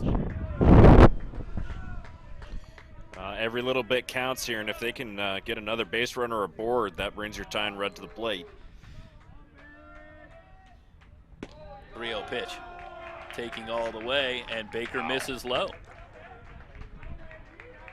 So 2 on, as Alfaro has now reached 3 times in 5 plate appearances today. And that'll bring up Zane Parmenter. He walked his last time up. He's 1 for 3 in the game. And as you pointed out, Emery, the tying run now stands at the plate. First walk issued by Baker. Not surprising. Santa Ana already has a man up in the bullpen, just staying warm. That's a preventative measure here in case anything gets out of control. But you know, as we were talking about a second ago, that 3-run cushion doesn't feel too good right now.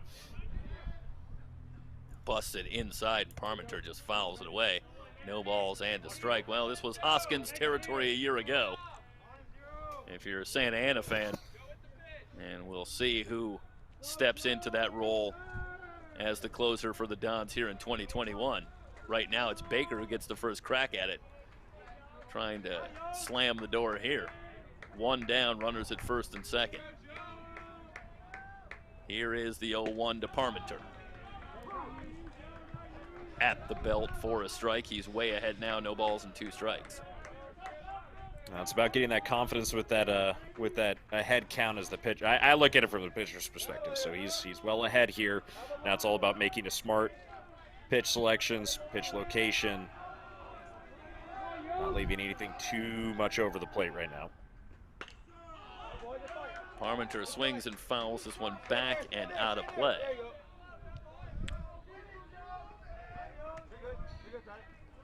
Masai Dorsey waits on deck.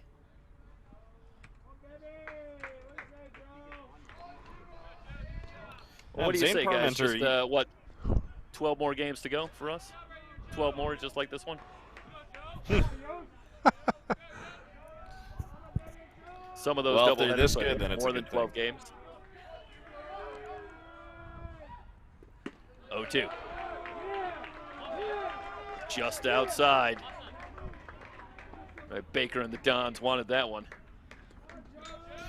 Well, Zane's had a couple good at-bats tonight, this afternoon. A line out to left field and that base hit in the second inning. You know, he's got a semi-warm bat. It's been cooled down a little bit since then, but with a chance here. 1-2. Baker ready. Here's the pitch. Foul right side, should say playable on the right side, and an easy play for Crenshaw. So Parmenter retired. 2 down now. The Rustlers down to their final bullet.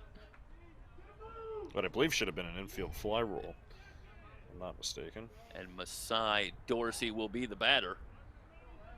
1 for 3 in the game. Single in the 7th. He walked in the 8th.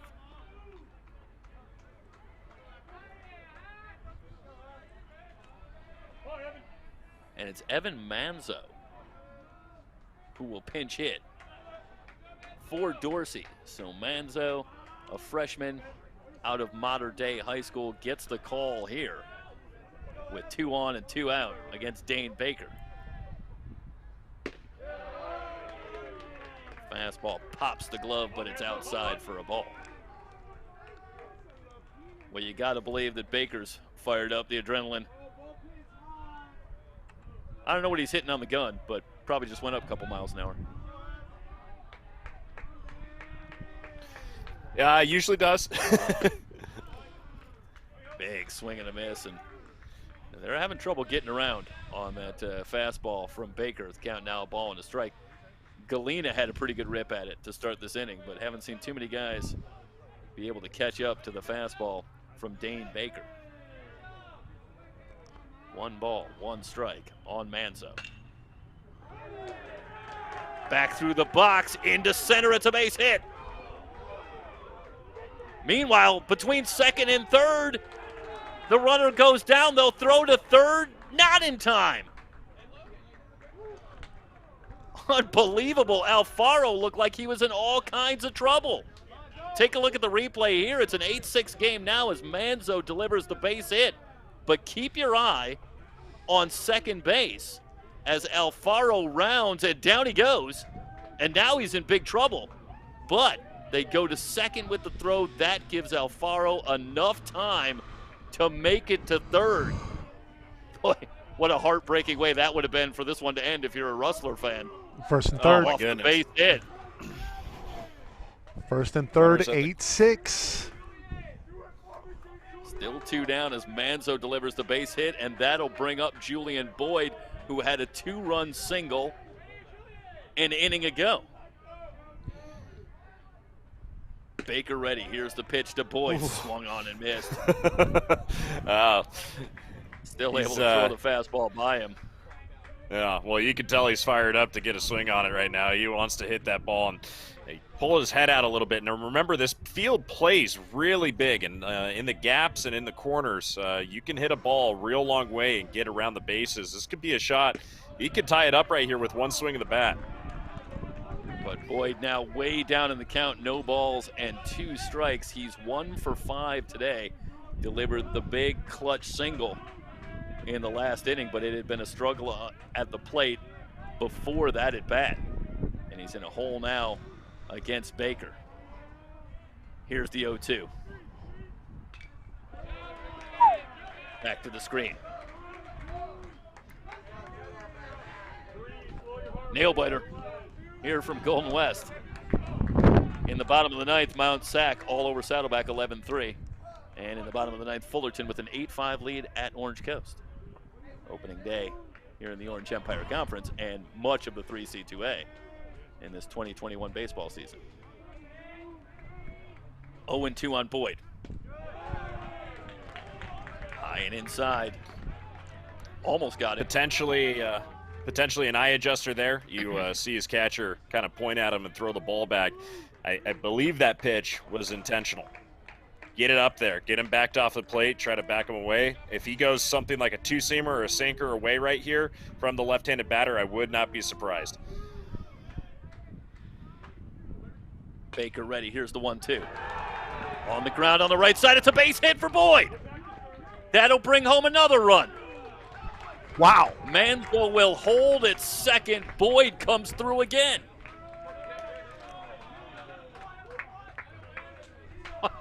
How about it? In the words of Barry Tompkins, how do you like it? Like it like that. That's pretty darn impressive. That's some clutch hitting. I mean, to be down 0-2 in the count early on and then just to fight your way back, take some pitches, be aggressive. And now Emery, this game is... I think Boyd was on what you were talking about. Looked like he reached out on that ball in that outside corner. And I think he was ready for that pitch. Well, and he threw a changeup away.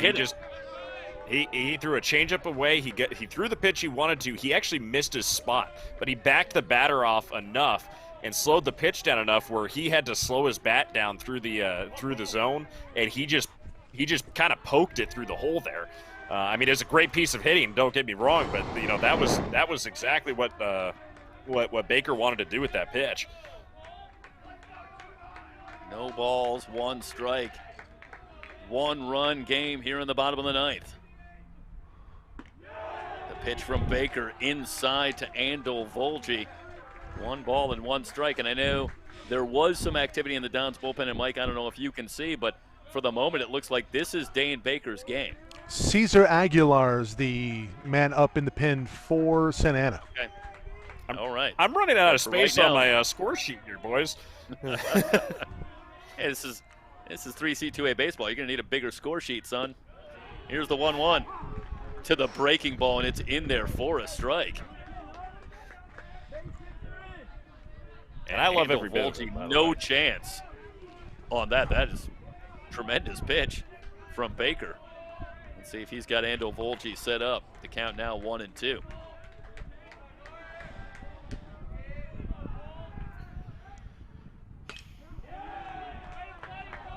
Foul ball out of play. Manzo at second with the potential tying run. Julian Boyd with excellent speed at first with the potential winning run. Quite the first game at head coach for Drew Ramos. Right? Some of the guys he's replacing, like Bert Villarreal here at Golden West and Don Snedden, who was at Santa Ana, only 1,000 more to go. Got him! And he went back to the breaking ball, Emery. And you wonder where that pitch was a little bit earlier in the inning, because he froze Andel Volge with a great one a couple of pitches ago. And then that just looked like, to me, like a good hard slider. The difference between that and the pitch, the difference between that and the base hit that Boyd hit was actually where he wanted to throw it. Boyd, he just missed inside. It was slow enough to slow his bat down. But the one that he threw to Cole was that was on the money, exactly where he wanted it to go. I'll hand it back to you, Jeff, and that was awesome. How about some shout-outs to... Yeah, absolutely. Take it away, Michael. Shout-outs to everybody who helped get this going here today. Danny Johnson, Athletic Director here at Golden West College. Tim Bremen, SID, really spearheading the charge here and getting us out here and allowing us to provide coverage for you of baseball and softball coming up next Wednesday. I'm excited. Before we go, I do want to thank Mike Zepeda and Jorge Zepeda, who were at the ballpark producing the broadcast, and Jorge Zepeda, who was handling the camera work as well. So thanks to you guys as well. And I also want to say a quick thanks to Drew Ramos for taking the time to have a conversation with us this week. Really appreciate Drew's insights, and as he gets going here on his first season at the helm. And we wish him the best of luck, and we're going to be here for a lot of it. And we're looking forward to it. And Emery, thank you for joining us, my friend. That was great to have you here. And any thoughts on the finish there on this one? Pretty good ball game to start out. Well, I mean, for all the relief pitchers that came into the game for Santa Ana, Dane Baker had the toughest ask. I mean, after coming in, after all those runs coming in, and Josh Haley, what a heck of a performance getting the win today on 6 innings pitched, 24 batters faced, 7 strikeouts, 4 hits, 1 run, no earned runs. I mean, what a heck of a job he did today. And Santa Ana put on a pretty good game, and Golden West did not fail to give us a show. They showed out and made it very, very exciting at the end. And I'm really happy that I got to sit here and talk about it with you guys. I appreciate you guys having me on. What a game it was. 8-7 the final. Santa Ana the win over Golden West College. For everybody here at SoCalCollegeSports.com. So long, everybody.